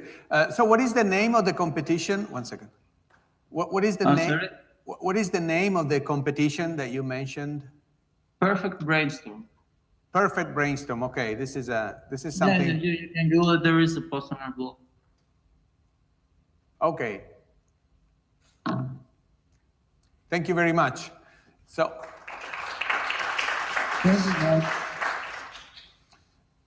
So let's see if we have questions. Okay, now we can see you. We can see you. I don't know. Yeah. I don't know if you can hear us. The sound was not. Yeah, the sound is really good. Okay, good. So you can hear us probably better than we can hear you. So any questions from the audience?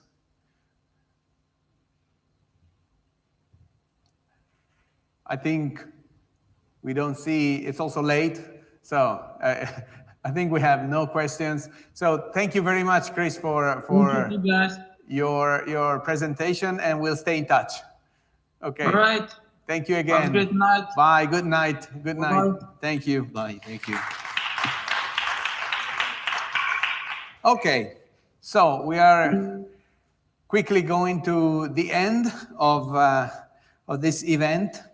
And I think technology was reasonably working. I was expecting many more problems, but we managed to have our guests connect and have the information that we wanted. So as I said at the very beginning, this was not intended as a deep technical seminar or workshop. We just wanted to give you a glance on what we are doing, and we think that IOTA is a very interesting distributed ledger. It's not one of the most popular, but it is gaining more and more press coverage, and the community is growing very, very fast. So we are betting on this, and we will be working in our labs next year on this kind of topic. So again, if you are students and if you are looking for thesis projects, or even if you are looking for a job after you get your degree, keep us in mind and stay in touch and get in touch with us. I don't know if we can do something else. Sven, any comment, any final comment, any possible cooperation with your company? These are good students, so maybe some of them could also like to go to Germany. We hope not. We hope they will stay with us, but I'm sure that AccessSec is also looking for talents, and so this is just a little advertisement, yes, reciprocal advertisement, because it's also an advertisement for them. Yeah, sure. I mean, we are always open for collaboration, sure. If you want to do anything, if you just have questions, I will stick around a bit afterwards, so you can just come up to me. We can talk about anything you want. Oh, there you go. So, yeah, This is also the Oh yeah, and contest. this is the contest. Yes. So is this published by the foundation, the IOTA Foundation, and the ecosystem? Okay. Yes. So it's an authoritative post from one of the founders of IOTA, and okay. I would go for the Ledger Nano, probably. Anyway, you can find it online and good. Any other comments? Any final comments before we close the event and when we all go home? And anyway, you have our contacts, and so we can stay in touch anyway. And we hope that IOTA becomes one of the topics of interest for you in the next months. If for those of you who are developers, I'm sure that this is going to be an interesting challenge. We had some experience, and it's not easy to get to know enough the libraries and the software because there's not a lot of documentation, and it evolves continuously. So this is one of these projects where you have to actually interact with the community. But fortunately, the community is there, and they give a lot of help. And we have just seen two of the people who are most known in the community, but there are many of them that we had the honor to work with, and they really helped us a lot. So thank you, Sven. Thank you also the others if they're still listening to us. And I think we can close a little earlier because we were planning to close at 8.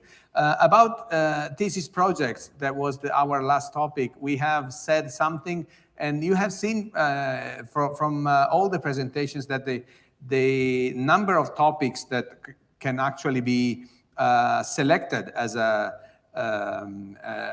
good theme for a master's thesis is really wide.